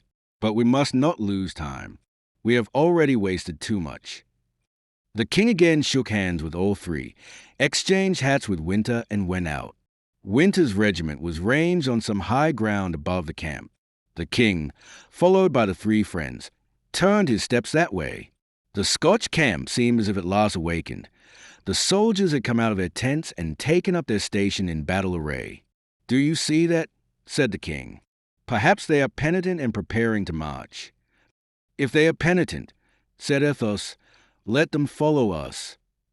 "Well," said the king, "what shall we do?" "Let us examine the enemy's army." At the same instant the eyes of the little group were fixed on the same line which at daybreak they had mistaken for fog, and which the morning sun now plainly showed was an army in order of battle. The air was soft and clear, as it generally is at that early hour of the morning. The regiments, the standards, and even the colors of the horses and uniforms were now clearly distinct. On the summit of a rising ground, a little in advance of the enemy, appeared a short and heavy-looking man. This man was surrounded by officers. He turned a spyglass toward the little group amongst which the king stood. "Does this man know your majesty personally?" inquired Aramis. Charles smiled. "That man is Cromwell," said he. "Then draw down your hat, sire, that he may not discover the substitution." "Ah," said Athos, "how much time we have lost." "Now," said the king, "give the word and let us start." "Will you not give it, sire?" asked Athos. "No, I make you my lieutenant general," said the king. "Listen, then, Lord Winter." "Proceed, sire, I beg. What we are going to say does not concern your majesty." The king, smiling, turned a few steps back. "This is what I propose to do," said Athos. "We will divide our regiments into 2 squadrons. You will put yourself at the head of the first. We and His Majesty will lead the second. If no obstacle occurs, we will both charge together, force the enemy's line, and throw ourselves into the Tyne, which we must cross, either by fording or swimming. If, on the contrary, any repulse should take place, you and your men must fight to the last man, whilst we and the king proceed on our road. Once arrived at the brink of the river, should we even find them 3 ranks deep, as long as you and your regiment do your duty, we will look to the rest." "To horse?" said Lord Winter. "To horse," re-echoed Athos. "Everything is arranged and decided." "Now, gentlemen," cried the king, "forward, and rally to the old cry of France, Montjoy and St. Denis. The war cry of England is too often in the mouths of traitors." They mounted, the king on Winter's horse and Winter on that of the king. Then Winter took his place at the head of the first squadron, and the king, with Athos on his right and Aramis on his left, at the head of the second. The Scotch army stood motionless and silent, seized with shame at sight of these preparations. Some of the chieftains left the ranks and broke their swords in two. "There," said the king, "that consoles me. They are not all traitors." At this moment Winter's voice was raised with a cry of "Forward!" The first squadron moved off, the second followed, and descended from the plateau. A regiment of cuirassiers, nearly equal as to numbers, issued from behind the hill and came full gallop toward it. The king pointed this out. "Sire," said Athos, "we foresaw this, and if Lord Winter's men but do their duty, we are saved instead of lost." At this moment they heard above all the galloping and neighing of the horses Winter's voice crying out, "Sword in hand." At these words every sword was drawn and glittered in the air like lightning. "Now, gentlemen," said the king in his tone, excited by this sight, "come, gentlemen, sword in hand." But Aramis and Athos were the only ones to obey this command and the king's example. "We are betrayed," said the king in a low voice. "Wait a moment," said Athos. Perhaps they do not recognize your majesty's voice, and await the order of their captain. Have they not heard that of their colonel? But look, look, cried the king, drawing up his horse with a sudden jerk, which threw it on its haunches, and seizing the bridle of Athos's horse. Ah, cowards! Traitors! Screamed Lord Winter, whose voice they heard. Miles's men, quitting their ranks, dispersed all over the plain. About 15 men were ranged around him and awaited the charge of Cromwell's cuirassiers. "Let us go and die with them," said the king. "Let us go," said Athos and Aramis. "All faithful hearts with me," cried out Winter. This voice was heard by the two friends, who set off full gallop. "No quarter," cried a voice in French, answering to that of Winter, which made them tremble. As for Winter, at the sound of that voice he turned pale, and was, as it were, petrified. It was the voice of a cavalier mounted on a magnificent black horse, who was charging at the head of the English regiment, of which, in his ardor, he was 10 steps in advance. "'Tis he," murmured Winter. His eyes glazed, and he allowed his sword to fall to his side. "The king! The king!" cried out several voices, deceived by the blue ribbon and chestnut horse of Winter. "Take him alive." "No, it is not the king," exclaimed the cavalier. "Lord Winter, you are not the king. You are my uncle." At the same moment Mordaunt, for it was he, leveled his pistol at Winter. It went off, and the ball entered the heart of the old cavalier, who with one bound on his saddle fell back into the arms of Athos, murmuring, "He is avenged." "Think of my mother," shouted Mordaunt, as his horse plunged and darted off at full gallop. "Wretch!"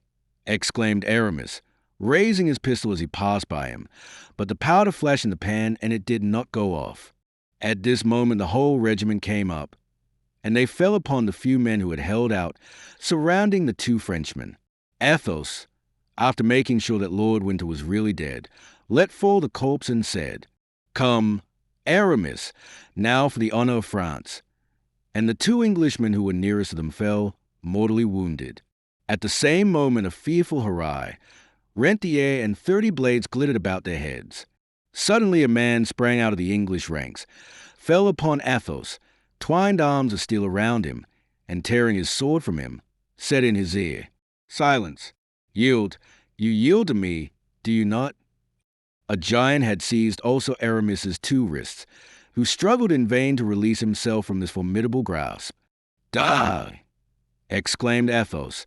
Miles the Gascon covered his mouth with his hand. "I am your prisoner," said Aramis, giving up his sword to Porthos. "Fire! Fire!" cried Mordaunt, returning to the group surrounding the two friends. "And wherefore fire?" said the colonel. "Every one has yielded."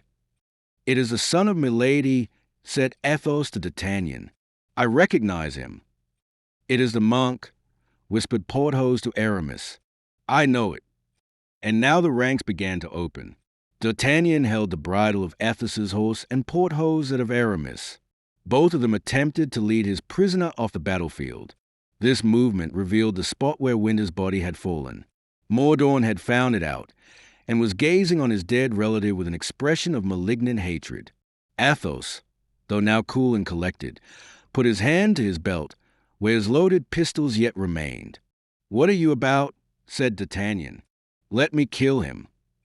"We are all forelost, if by the least gesture you discover that you recognize him." Then turning to the young man, he exclaimed, "A fine prize, friend Mordaunt. We are both myself and Monsieur du Vallon, taken 2 nights of the Garter, nothing less." "But," said Mordaunt, looking at Athos and Aramis with bloodshot eyes, "these are Frenchmen, I imagine." "Faith, I don't know. Are you French?" "Sir," said he to Athos. "I am," replied the latter gravely. "Very well. My dear sir, you are the prisoner of a fellow countryman." "But the king, where is the king?" exclaimed Athos anxiously. D'Artagnan vigorously seized his prisoner's hand, saying, "Hey, the king? We have secured him." "Yes," said Aramis, "through an infamous act of treason." Porthos pressed his friend's hand and said to him, "Yes, so, All is fair in war, stratagem as well as force. Look yonder. At this instant the squadron, that ought to have protected Charles's retreat, was advancing to meet the English regiments. The king, who was entirely surrounded, walked alone in a great empty space. He appeared calm, but it was evidently not without a mighty effort.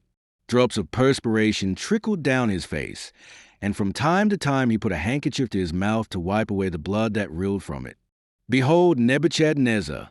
exclaimed an old Puritan soldier, whose eyes flashed at the sight of the man they called a tyrant. "Do you call him Nebuchadnezzar?" said Mordaunt, with a terrible smile. "No, it is Charles I, the king, the good King Charles, who despoils his subjects to enrich himself." Charles glanced a moment at the insolent creature who uttered this, but did not recognize him.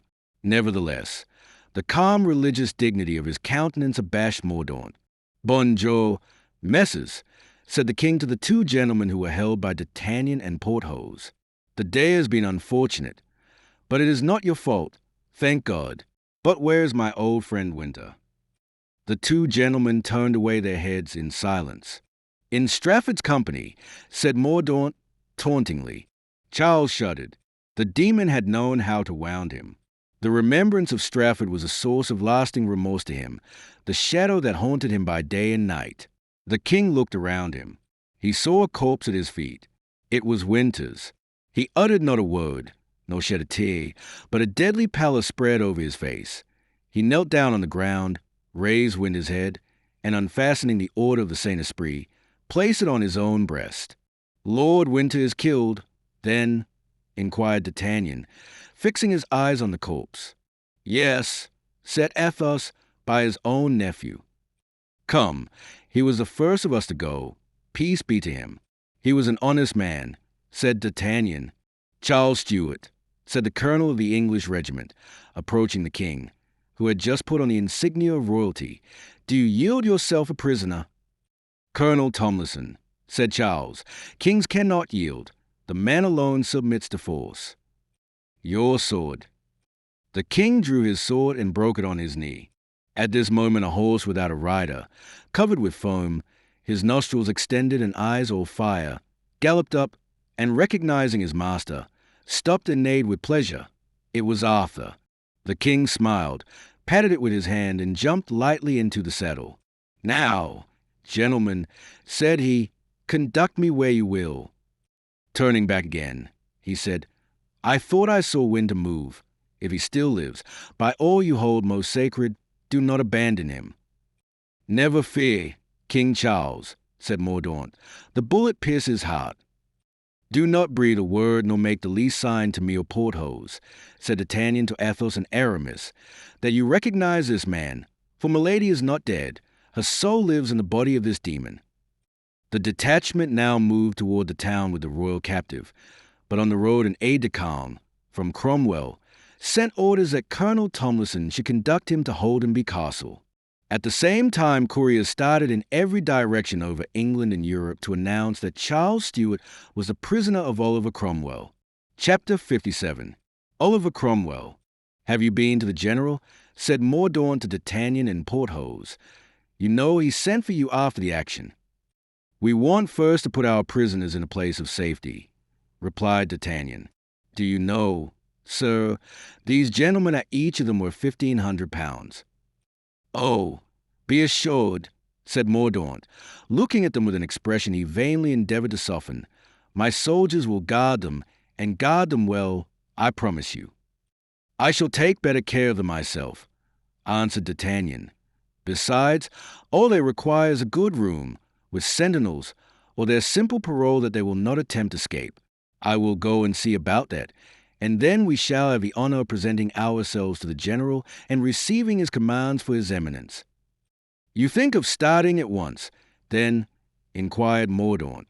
"Our mission is ended, and there is nothing more to detain us now but the good pleasure of the great man to whom we were sent." The young man bit his lips and whispered to his sergeant, "You will follow these men and not lose sight of them. When you have discovered where they lodge, come and await me at the town gate." The sergeant made a sign of comprehension. Instead of following the knot of prisoners that were being taken into the town, Mordaunt turned his steps toward the rising ground from whence Cromwell had witnessed the battle and on which he had just had his tent pitched. Cromwell had given orders that no one was to be allowed admission, but the sentinel, who knew that Mordaunt was one of the most confidential friends of a general, thought the order did not extend to the young man. Mordaunt, therefore, raised the canvas, and saw Cromwell seated before a table, his head buried in his hands, his back being turned. Whether he heard Mordaunt or not as he entered, Cromwell did not move. Mordaunt remained standing near the door. At last, after a few moments, Cromwell raised his head, and, as if he divined that someone was there, turned slowly around. "I said I wished to be alone," he exclaimed, on seeing the young man. "They thought this order did not concern me, sir. Nevertheless, if you wish it, I am ready to go." "Ah, is it you, Mordaunt?" said Cromwell, the cloud passing away from his face. "Since you are here, it is well. You may remain. I come to congratulate you." "To congratulate me? What for?" "On the capture of Charles Stuart. You are now master of England." "I was much more really so 2 hours ago." "How so, General?" "Because England had need of me to take the tyrant, and now the tyrant is taken. Have you seen him?" "Yes, sir," said Mordaunt. "What is his bearing?" Mordaunt hesitated, but it seemed as though he was constrained to tell the truth. "Calm and dignified," said he. "What did he say?" "Some parting words to his friends." "His friends?" murmured Cromwell. "Has he any friends?" Then he added aloud, "Did he make any resistance?" "No, sir. With the exception of 2 or 3 friends, everyone deserted him. He had no means of resistance." "To whom did he give up his sword?" "He did not give it up, he broke it." "He did well, but instead of breaking it, he might have used it to still more advantage." There was a momentary pause. "I heard that the colonel of the regiment that escorted Charles was killed," said Cromwell, staring very fixedly at Mordaunt. "Yes, sir." "By whom?" inquired Cromwell. "By me." "What was his name?" "Lord Winter." "Your uncle?" exclaimed Cromwell. "My uncle," answered Mordaunt. "But traitors to England are no longer members of my family." Cromwell observed the young man a moment in silence. Then, with that profound melancholy Shakespeare described so well, "Mordaunt," he said, "you are a terrible servant." "When the Lord commands," said Mordaunt, "his commands are not to be disputed. Abraham raised a knife against Isaac, and Isaac was his son." "Yes," said Cromwell, "but the Lord did not suffer that sacrifice to be accomplished." "I have looked around me," said Mordaunt, "and I have seen neither goat nor kid caught among the bushes of the plain." Cromwell bowed. "You are strong among the strong, Mordaunt," he said. "And the Frenchmen, how did they behave?" "Most fearlessly." "Yes, yes," murmured Cromwell. "The French fight well, and if my glass was good and I mistake not, they were foremost in the fight." "They were," replied Mordaunt. "After you, however," said Cromwell. "It was the fault of their horses, not theirs." Another pause. "And the Scotch?" "They kept their word and never stirred," said Mordaunt. "Wretched men." "Their officers wish to see you, sir." "I have no time to see them." "Are they paid?" "Yes, tonight." "Let them be off and return to their own country. They're to hide their shame, if its hills are high enough. I have nothing more to do with them nor they with me. And now go, Mordaunt." "Before I go," said Mordaunt, "I have some questions and a favor to ask you, sir." "A favor from me." Mordaunt bowed. "I come to you, my leader, my head, my father, and I ask you, Master, are you contented with me?" Cromwell looked at him with astonishment. The young man remained immovable. "Yes," said Cromwell, "you have done, since I knew you, not only your duty, but more than your duty. You have been a faithful friend, a cautious negotiator, a brave soldier. Do you remember, sir, it was my idea, the Scotch treaty, For giving up the king. Yes, the idea was yours. I had no such contempt for men before. Was I not a good ambassador in France? Yes, for Mazarin has granted what I desire. Have I not always fought for your glory and interests? Too ardently, perhaps. It is what I have just reproached you for. But what is the meaning of all these questions? To tell you, my lord, that the moment has now arrived when, with a single word, you may recompense all these services. Oh, said Oliver, with a slight curl of his lip, I forgot that every service merits some reward, and that up to this moment you have not been paid.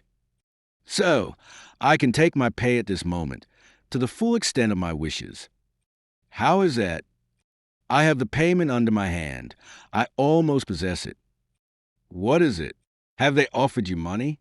Do you wish a step or some place in the government?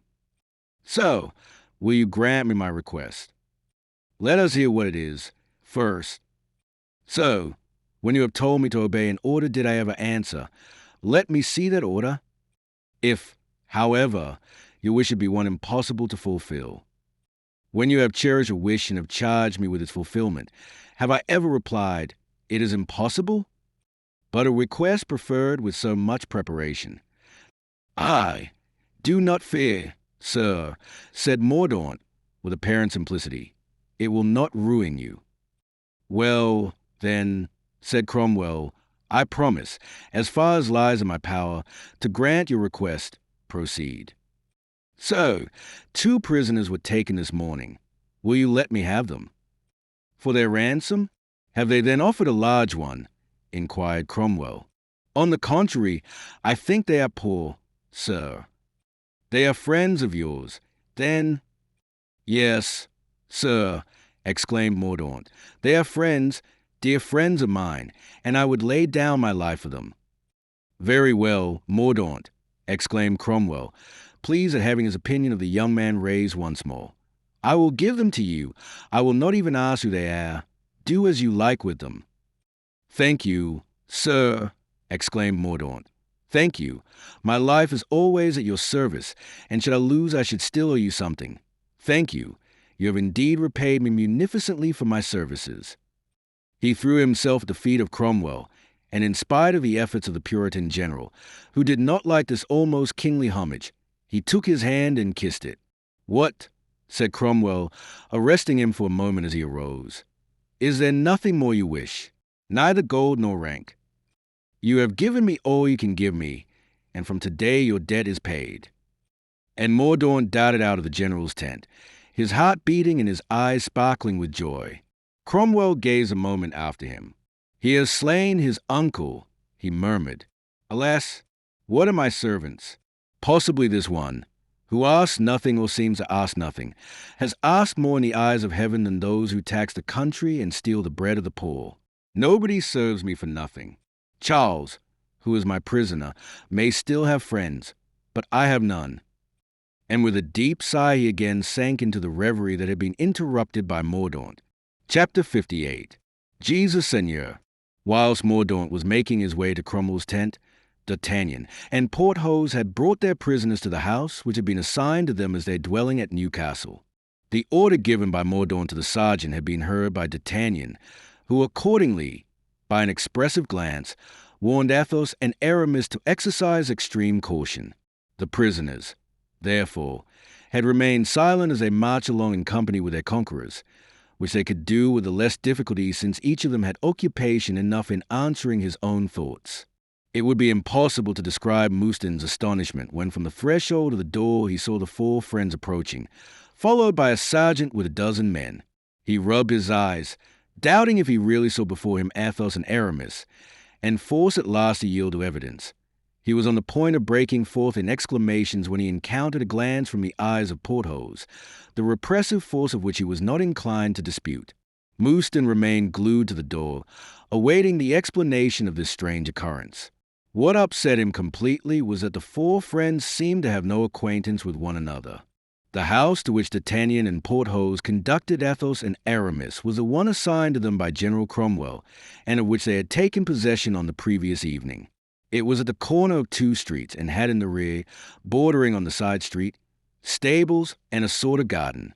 The windows on the ground floor, according to a custom in provincial villages, were barred so that they strongly resembled the windows of a prison. The two friends made the prisoners enter the house first, whilst they stood at the door, desiring Mouston to take the 4 horses to the stable. "Why don't we go in with them?" asked Porthos. "We must first see what the sergeant wishes us to do," replied D'Artagnan. The sergeant and his men took possession of the little garden. D'Artagnan asked them what they wished and why they had taken that position. "We have had orders," answered the man, "to help you in taking care of your prisoners." There could be no fault to find with this arrangement. On the contrary, it seemed to be a delicate attention, to be gratefully received. D'Artagnan, therefore, thanked the man and gave him a crown piece to drink to General Cromwell's health. The sergeant answered that Puritans never drank, and put the crown piece in his pocket. "Ah," said Porthos, "what a fearful day, my dear D'Artagnan." "What?" "A fearful day, when today we'll find our friends." "Yes, but under what circumstances?" "'Tis true that our position is an awkward one, but let us go in and see more clearly what is to be done." "Things look black enough," replied Porthos. "I understand now why Aramis advised me to strangle that horrible Mordaunt." "Silence," cried the Gascon. "Do not utter that name." "But," argued Porthos, "I speak French and they are all English." D'Artagnan looked at Porthos with that air of wonder which a cunning man cannot help feeling at displays of crass stupidity.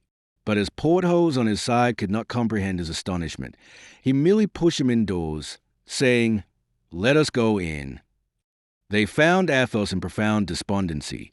Aramis looked first at Porthos and then at D'Artagnan, without speaking, but the latter understood his meaningful look. "You want to know how we came here?" "'Tis easily guessed.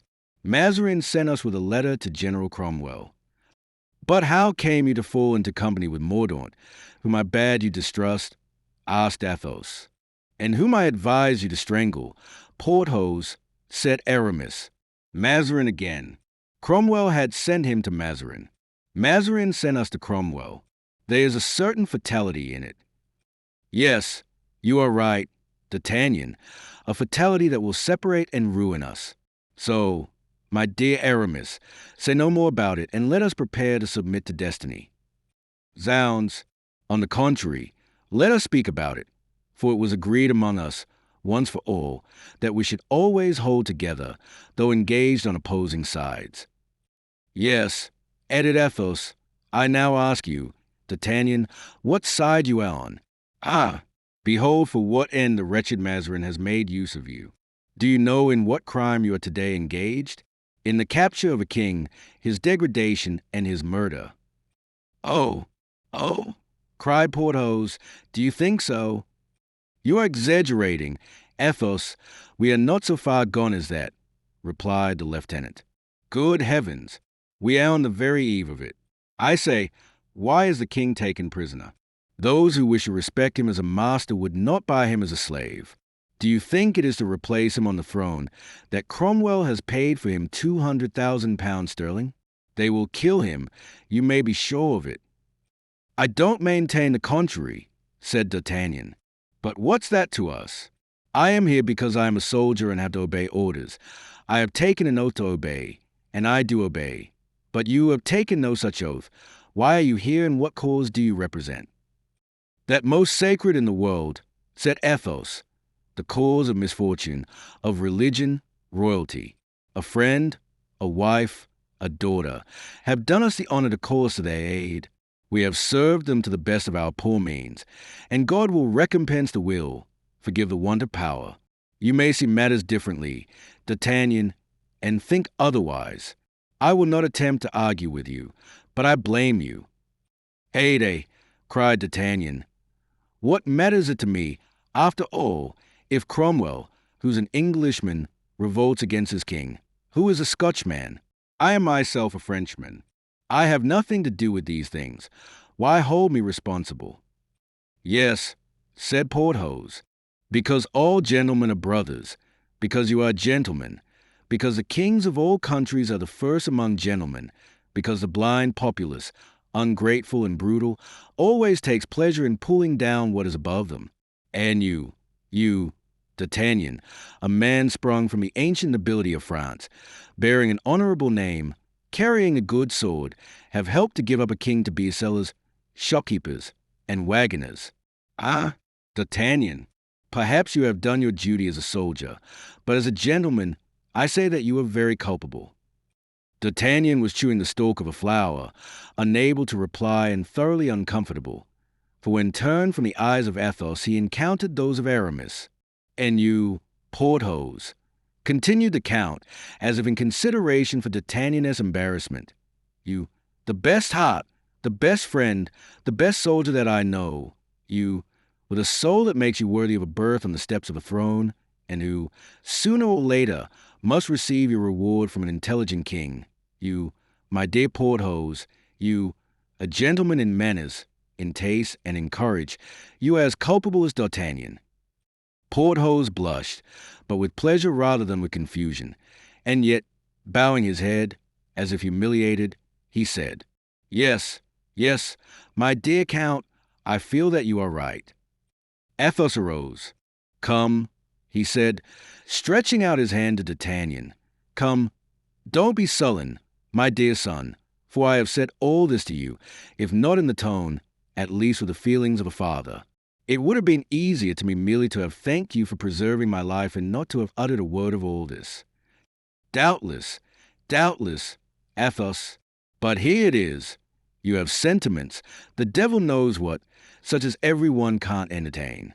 Who could suppose that a sensible man could leave his house, France, his ward, a charming youth, for we saw him in the camp, to fly to the aid of a rotten, worm-eaten royalty, which is going to crumble one of these days like an old hovel. The sentiments you air are certainly fine, so fine that they are superhuman.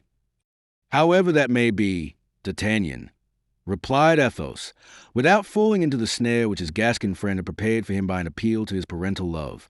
However that may be, you know in the bottom of your heart that it is true, but I am wrong to dispute with my master. D'Artagnan, I am your prisoner. Treat me as such.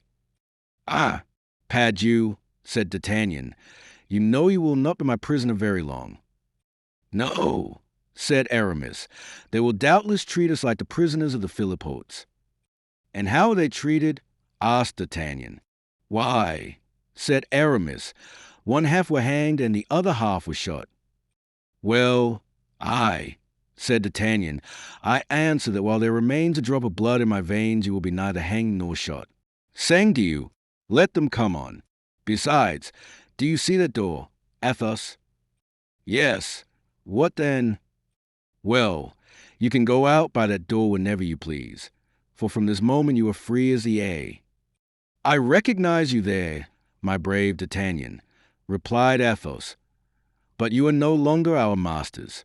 That door is guarded, D'Artagnan, you know that. Very well, you will force it, said Porthos. There are only a dozen men at the most. That will be nothing for us four.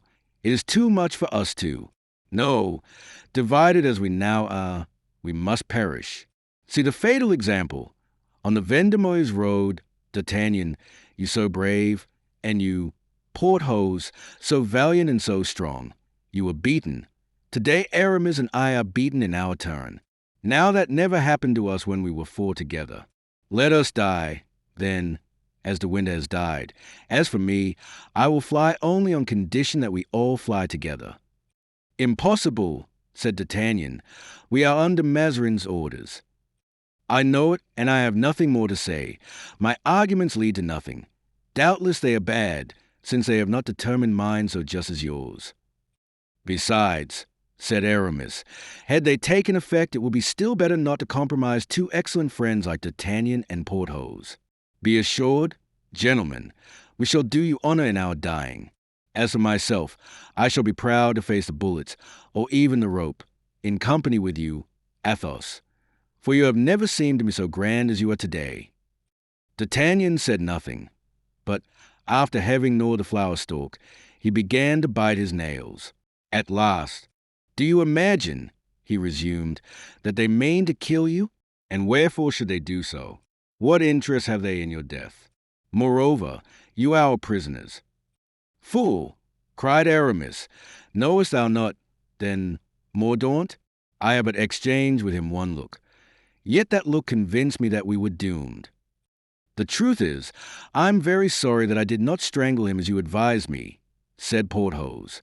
Hey, I make no account of the harm Mordaunt can do, cried D'Artagnan. Capta Dieu, if he troubles me too much, I will crush him, the insect. Do not fly, then it is useless. For I swear to you that you are as safe here as you were 20 years ago, you, Athos, in the Rue Ferou, and you, Aramis, in the Rue de Vaugirard. Stop, cried Athos, extending his hand to one of the grated windows by which the room was lighted. You will soon know what to expect, for here he is. Who? Mordaunt. In fact, looking at the place to which Athos pointed, D'Artagnan saw a cavalier coming toward the house at full gallop. It was Mordaunt. D'Artagnan rushed out of the room. Porthos wanted to follow him. Stay, said D'Artagnan, and do not come till you hear me drum my fingers on the door. When Mordaunt arrived opposite the house, he saw D'Artagnan on the threshold and the soldiers lying on the grass here and there with their arms. Halloo, he cried, are the prisoners still there? Yes, sir, answered the sergeant, uncovering. 'Tis well. Order 4 men to conduct them to my lodging. 4 men prepared to do so. What is it? Said D'Artagnan, with that jeering manner which our readers have so often observed in him since they made his acquaintance. What is the matter, if you please? So, replied Mordaunt, I have ordered the 2 prisoners we made this morning to be conducted to my lodging. Wherefore, sir, excuse curiosity, but I wish to be enlightened on the subject. Because these prisoners, sir, are at my disposal, and I choose to dispose of them as I like. Allow me, sir, said D'Artagnan, to observe you are in error. The prisoners belong to those who take them, and not to those who only saw them taken. You might have taken Lord Winter, who, 'tis said, was your uncle, prisoner, but you preferred killing him. 'Tis well. We, that is, Monsieur du Vallon and I, could have killed our prisoners. We preferred taking them. Mordaunt's very lips grew white with rage. D'Artagnan now saw that affairs were growing worse, and he beat the guard's march upon the door. At the first beat, Porthos rushed out and stood on the other side of the door. This movement was observed by Mordaunt. So, he thus addressed D'Artagnan, your resistance is useless. These prisoners have just been given me by my illustrious patron, Oliver Cromwell. These words struck D'Artagnan like a thunderbolt. The blood mounted to his temples. His eyes became dim. He saw from what fountainhead the ferocious hopes of a young man arose, and he put his hand to the hilt of his sword. As for Porthos, he looked inquiringly at D'Artagnan. This look of Porthos's made the Gascon regret that he had summoned the brute force of his friend to aid him in an affair which seemed to require chiefly cunning. Violence, he said to himself, would spoil all. D'Artagnan, my friend, prove to this young serpent that thou art not only stronger, but more subtle than he is. Ah, he said, making a low bow. Why did you not begin by saying that, Monsieur Mordaunt? What? Are you sent by General Oliver Cromwell, the most illustrious captain of the age? I have this instant left him, replied Mordaunt, alighting, in order to give his horse to a soldier to hold. Why did you not say so at once? My dear sir, all England is with Cromwell, and since you ask for my prisoners, I bend, sir, to your wishes. They are yours. Take them. Mordaunt, delighted, advanced, Porthos looking at D'Artagnan with open-mouthed astonishment. Then D'Artagnan trod on his foot, and Porthos began to understand that this was merely acting. Mordaunt put his foot on the first step of the door and, with his hat in hand, prepared to pass by the 2 friends, motioning to the 4 men to follow him. But, pardon, said D'Artagnan, with the most charming smile and putting his hand on the young man's shoulder. If the illustrious General Oliver Cromwell has disposed of our prisoners in your favor, he has, of course, made the act of donation in writing. Mordaunt stopped short. He has given you some little writing from me, the least bit of paper which may show that you come in his name. Be pleased to give me that scrap of paper so that I may justify, by a pretext at least, my abandoning my countrymen. Otherwise, you see, although I am sure that General Oliver Cromwell can intend them no harm, it would have a bad appearance. Mordaunt recoiled. He felt the blow and discharged a terrible look at D'Artagnan, who responded by the most amiable expression that ever graced a human countenance. "When I tell you a thing, sir," said Mordaunt, "you insult me by doubting it." "I," cried D'Artagnan, "I doubt what you say. God keep me from it, my dear Monsieur Mordaunt. On the contrary, I take you to be a worthy and accomplished gentleman. And then, sir, do you wish me to speak freely to you?" continued D'Artagnan, with his frank expression. "Speak out, sir," said Mordaunt.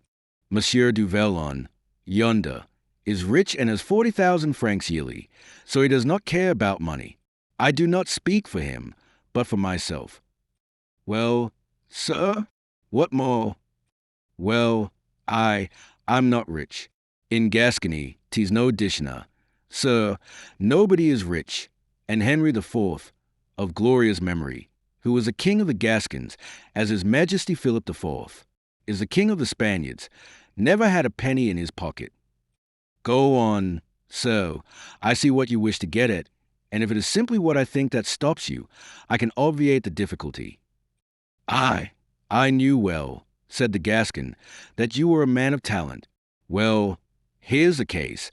Here's where the settle hurts me, as we French say. I am an officer of fortune, nothing else.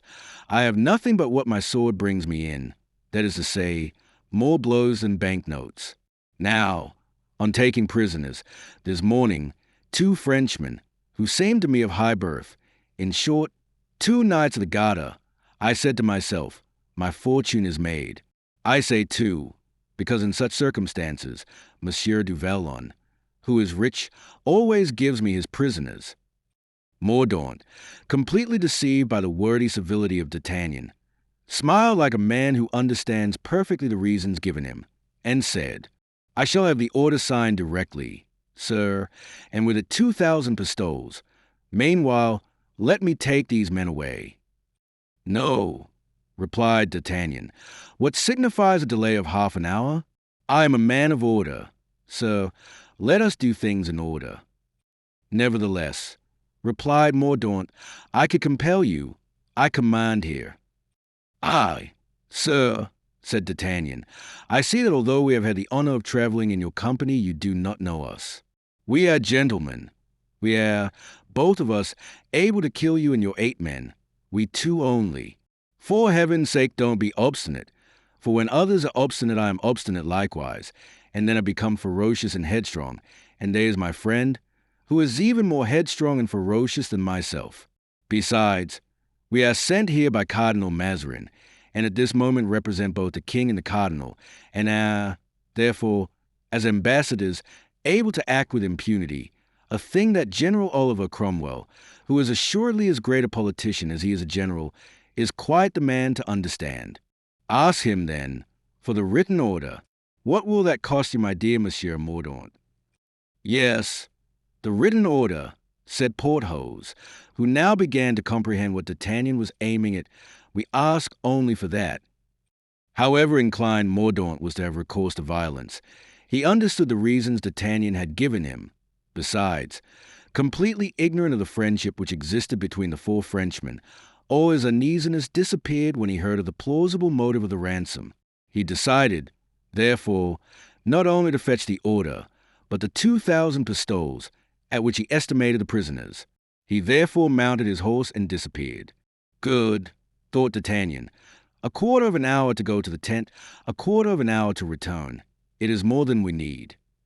Then turning, without the least change of countenance, to Porthos, he said, looking him full in the face, "Friend Porthos, listen to this. First, not a syllable to either of our friends of what you have heard. It is unnecessary for them to know the service we are going to render them." "Very well, I understand. Go to the stable. You will find Mouston there. Settle your horses. Put your pistols in your saddlebags. Take out the horses and lead them to the street below this, so that there will be nothing to do but mount them, All the rest is my business." Porthos made no remark, but obeyed, with the sublime confidence he had in his friend. "I go," he said. "Only, shall I enter the chamber where those gentlemen are?" "No, it is not worthwhile." "Well, do me the kindness to take my post, which I left on the mantelpiece." "All right." He then proceeded, with his usual calm gait, to the stable and went into the very midst of the soldiery, who, foreigner as he was, could not help admiring his height and the enormous strength of his great limbs. At the corner of the street he met Mouston and took him with him.